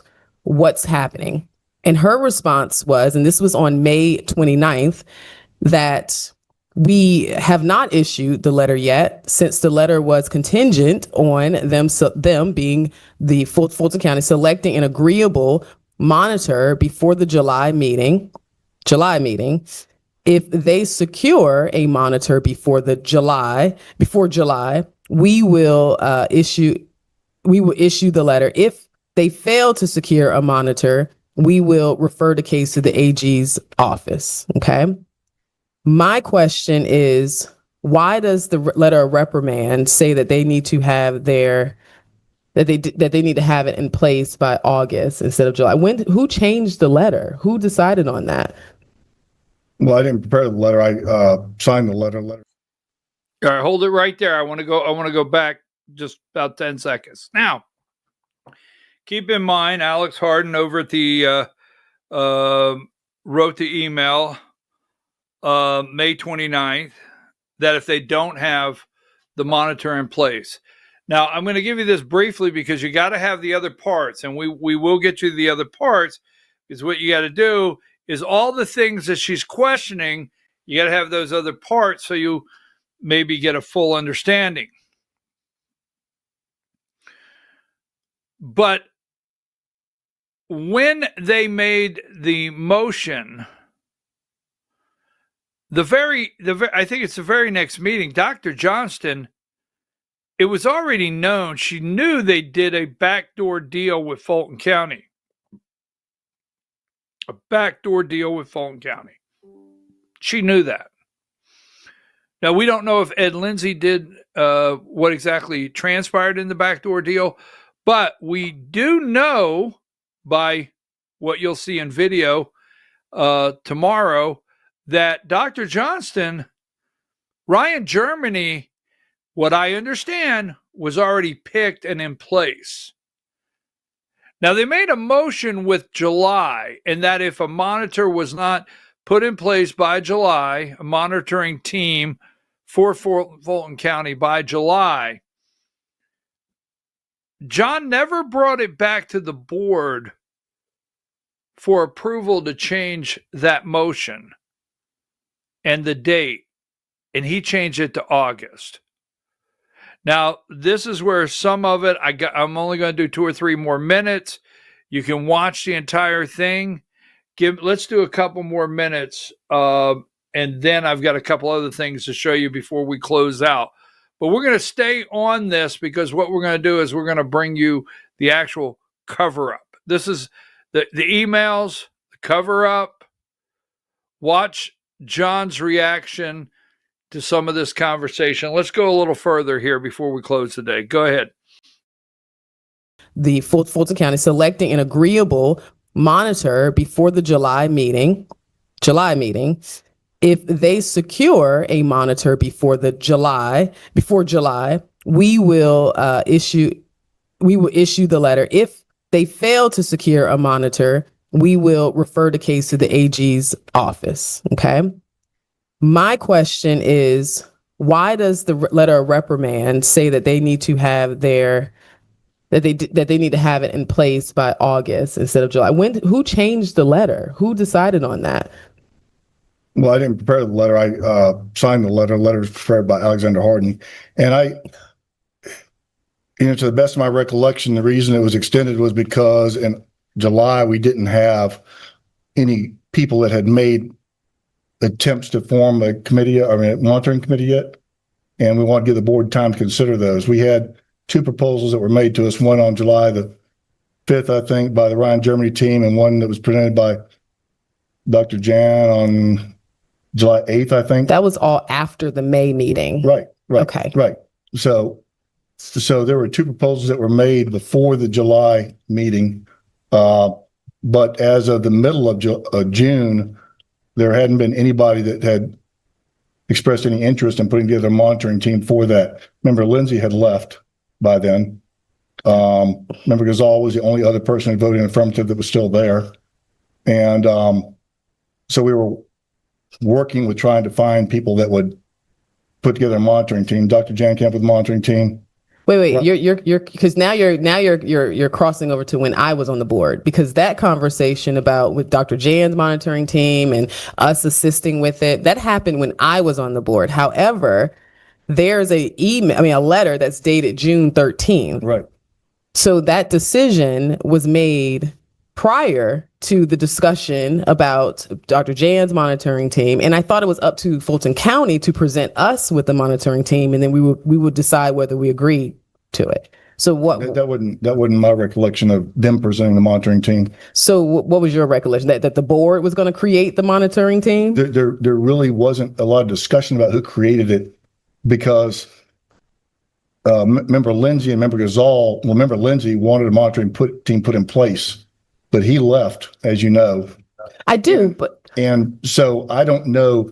I didn't put any monitoring teams. I had no participation in who created the monitoring teams.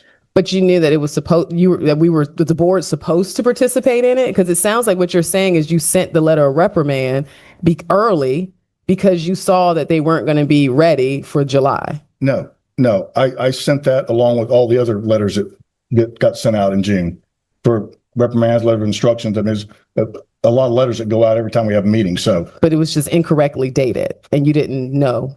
Are you saying you didn't know that it was August that Alex changed it? No, I knew it was August, but I knew that there had been no movement on a monitoring team because Ed had left, and he was kind of behind that whole. So you wanted Fulton to have more time. You wanted to buy more time. I wanted the board to have time because we didn't have anything to consider at the time. We had nothing to consider before the July meeting. So you're saying that it was up to the board to create the monitoring team? That was never stipulated who created it.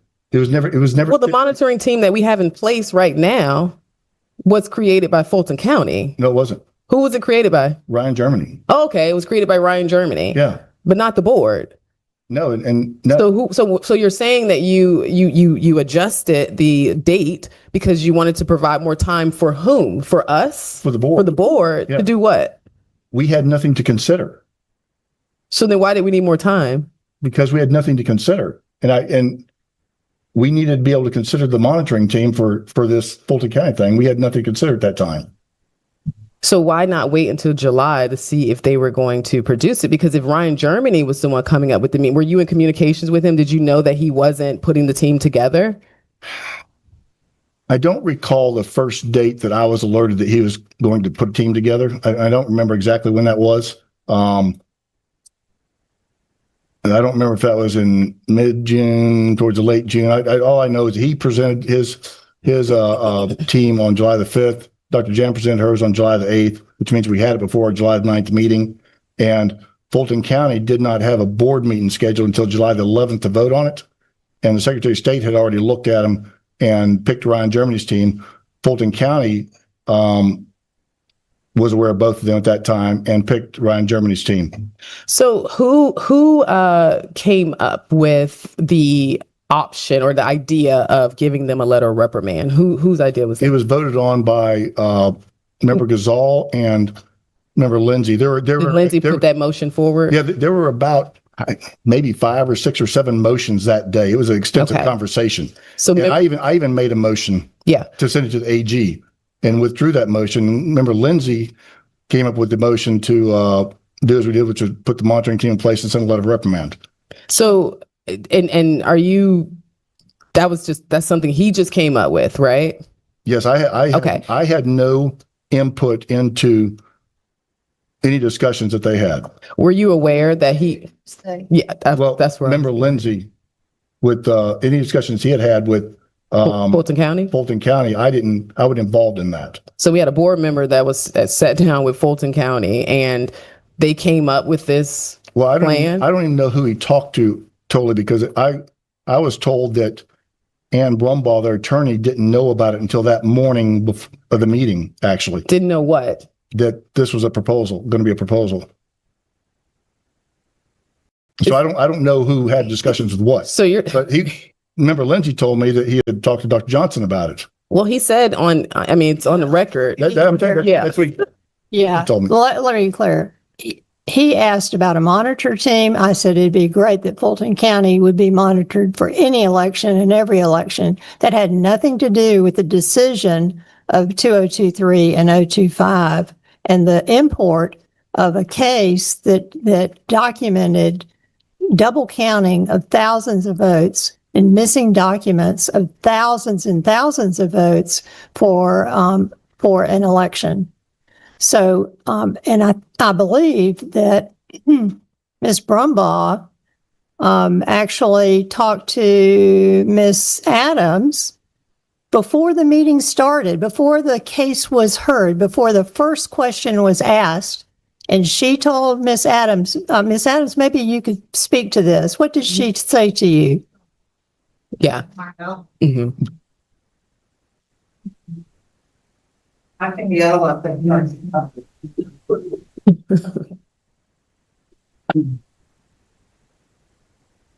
So she came up to me before the meeting started. That morning, right? Before the meeting started at the SEB meeting. Right. I remember exactly where I was standing. I was in front of the dais where the people come up to make public comment. And she came over and said she was not aware that I would be there. Since I was, she wanted to ask me how I felt about a monitoring team in Fulton.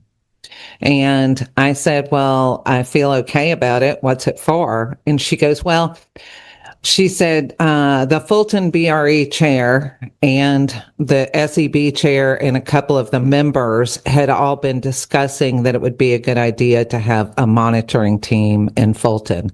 I again asked her, why would we do that? She was interrupting me saying, don't you think it would be a good idea? And I go, well, a monitoring team is always probably a good idea.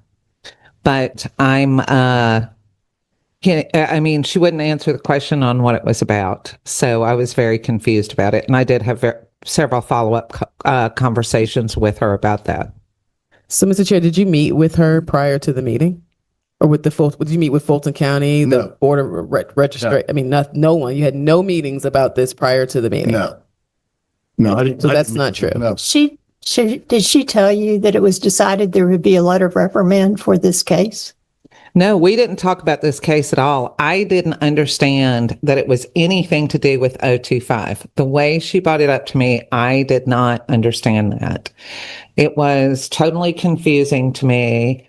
I think she was not clear, and I kept asking her why, and she wouldn't answer. She just said, don't you think it'd be a good, things like, don't you think it'd be a good idea? Well, sure, that'd be a good idea. But I didn't know what she was referring to tell you the truth. And it was a very quick conversation. And she came up there and she told me that we had the whole conversation in less than 3 minutes. And she goes, oh, we're about to start. I got to go sit down. Because I kept saying, but why are we doing this? And she didn't want to answer me. So basically, we had a board member who met with Fulton County and pretty much prearranged a decision on how we should move forward, and then presented it to the board, and then it was accepted only because it was accepted without having member Jeffries present. Well, he couldn't prearrange anything because, like I said, there were a whole number of motions that were made prior to his, including one from me. Well, clearly he did. If she came up to board member Adams and made it clear that they were in talks about having a monitoring team, then that's what happened.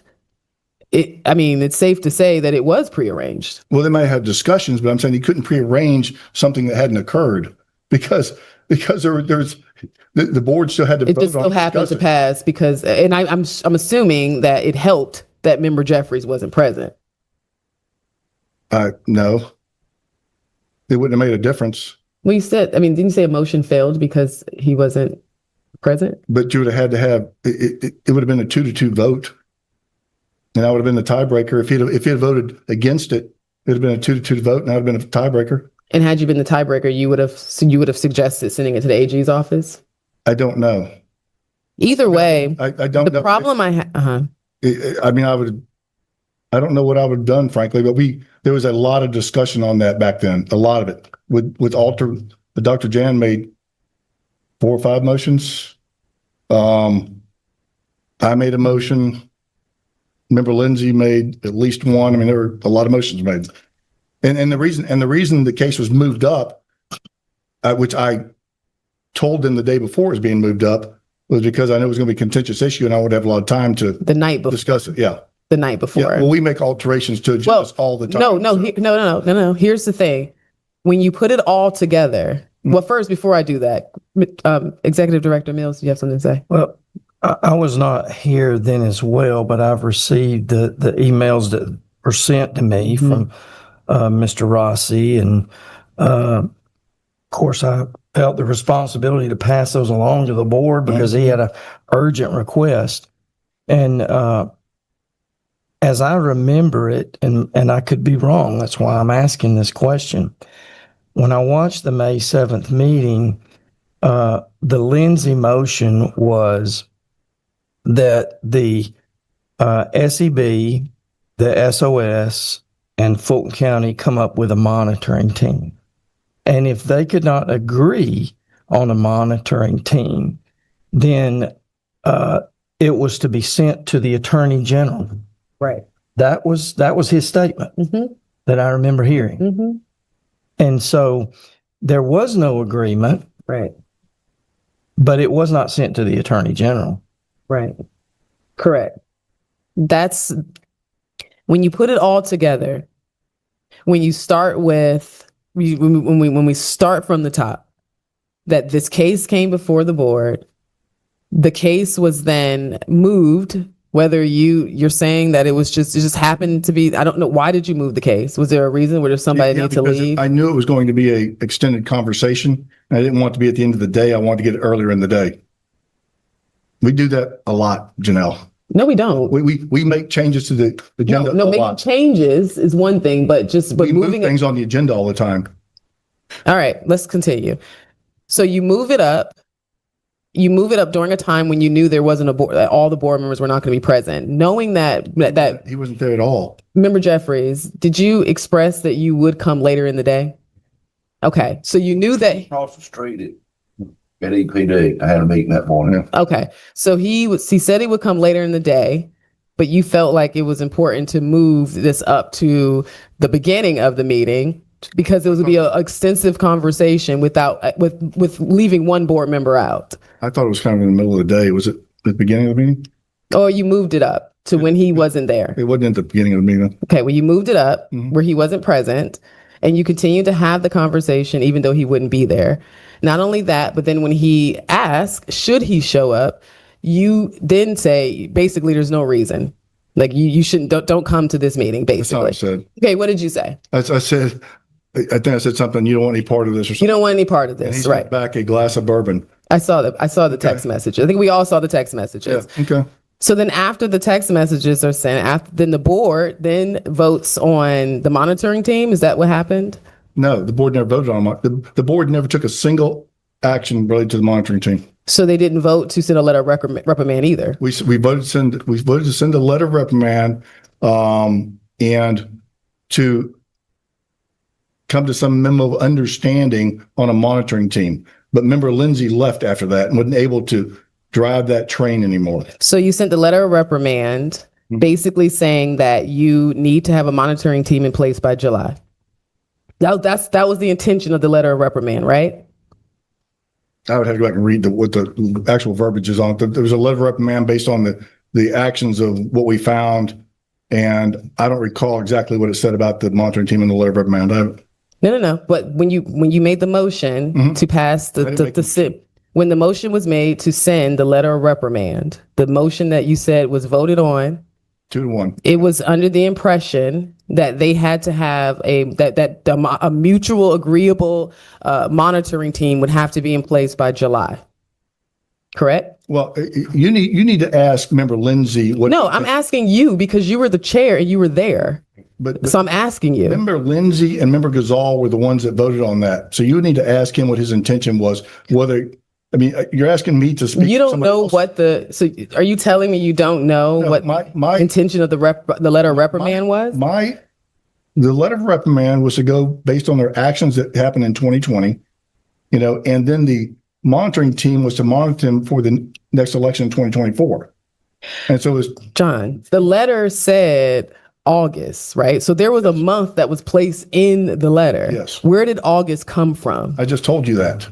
What did you tell me? I told you that by the middle of June, no action had been taken at all on the monitoring teams. There wasn't any proposals, there wasn't anything. So you took it upon yourself to move the date. Yeah, I probably talked to Ed or Sarah about it at the time but nobody else. The two members that are not here. They were the ones that voted on it. It was their motion. That doesn't matter, Mr. Chairman. It does to me. Well, it might to you, but that's not the way the rules operate. Well, it does to me, and they voted on it, and that's the way it happened. What do you want to do now? The committee passed. Okay, when I'm not trying to do anything. I'm having a public discussion with you because I'm concerned about the doctoring of documents behind the backs of the board members. Because that's what happened. Well, you moved the goalposts without the board knowing. The board could have voted on this. Diane, can you timestamp for tomorrow? Can you timestamp that for tomorrow and hold on to it? Put it in place. Folks, the cover-up that's taken place here. Now, Janelle King does an amazing job laying this out. Amazing job laying this out, opening this door up. 2023-025 has to come back up. Now we'll break this down tomorrow. We'll bring in a lot of the corroborating comments, statements, video to go with it. We're going to work on it tonight. Like I said yesterday, 5 hours. I remember every bit of this. When he changed the date to August, he went back to the Democrat and Lindsay and discussed it with them. He never brought it back to the board. Then, as you heard, Julie Adams, this right here, and Diane will get out. I'm sorry to keep you, but number 151, that morning of their meeting. Now, Julie Adams, just so you know, she is the one. I tell you, this needs a RICO charge. Chris Carr, you're running for governor. You need to quit going around. Chris Carr needs to quit going around places, running for governor, the attorney general, talking about he's going to round up all the gang members. Chris, you had a lot of time to round up gang members, and you know your ass is not out there rounding up gang members. Why don't you go and round up these corrupt criminals and clean this mess up so people can have faith and trust in their elections? If anything, the people of Fulton County, because I want to be clear on this, there's a lot of great citizens that live in Fulton County that are not okay with this, and they don't want their county's elections operated this way, and they don't want to be complicit, their county, in a rigged election. Now, you heard her testify. Now, this is Julie Adams. This is one of the members that they will not reappoint. Remember, Fulton County Board of Registration and Elections won't reappoint her. You know why? She knows too much. Absolutely. They're trying to get rid of her right now. They won't reappoint her. She's an appointment from the Fulton County Board, Republican Party. They won't reappoint her. Jason Frazier's the other guy they will not put on the board. And that morning, the chair of the Fulton County Board of Registrations and Elections went to her before the meeting ever started and said, what do you think about a monitor? I'm going to make this comment. Ryan Germany was set up with the Secretary of State's office, sent over to Fulton County. They all agreed on it behind the backs of the state election board. And that's how violations get treated in my book. Now, I want to say this, Diane, this guy controls it all. Every last bit of it, he is in full control. And I don't have time for some of the others, but give me this one right here. Right? Now, this guy goes on a radio show, Derek Dooley, number 79. And I promised you Renna Brother today. I promised you. But here, coaching up, number 79, Derek Dooley. Republican U.S. Senate candidate Derek Dooley is fond of accusing former President Joe Biden of overreaching.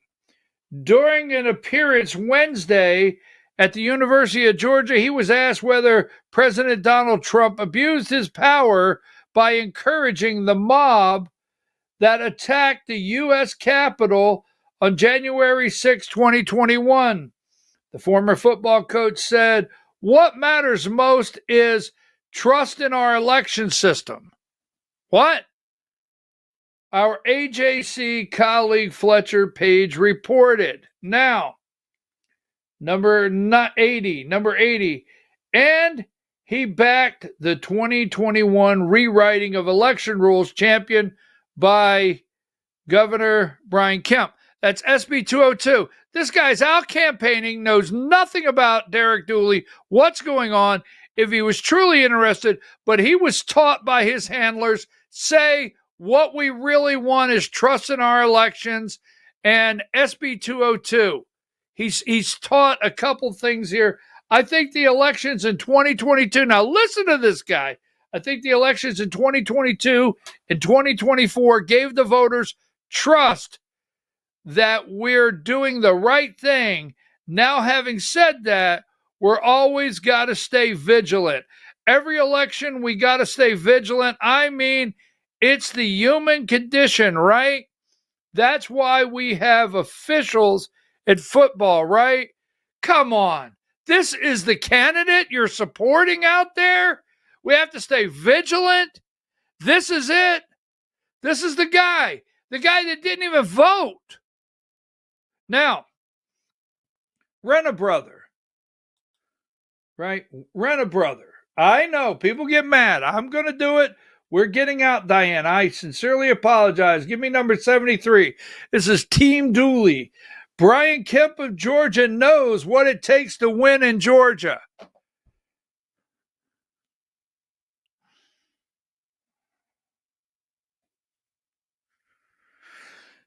And that's why he's backing Derek Dooley for U.S. Senate. This is fake MAGA. Shelley Winters is fake MAGA. Now, I call him Rent-A-Brother for a reason.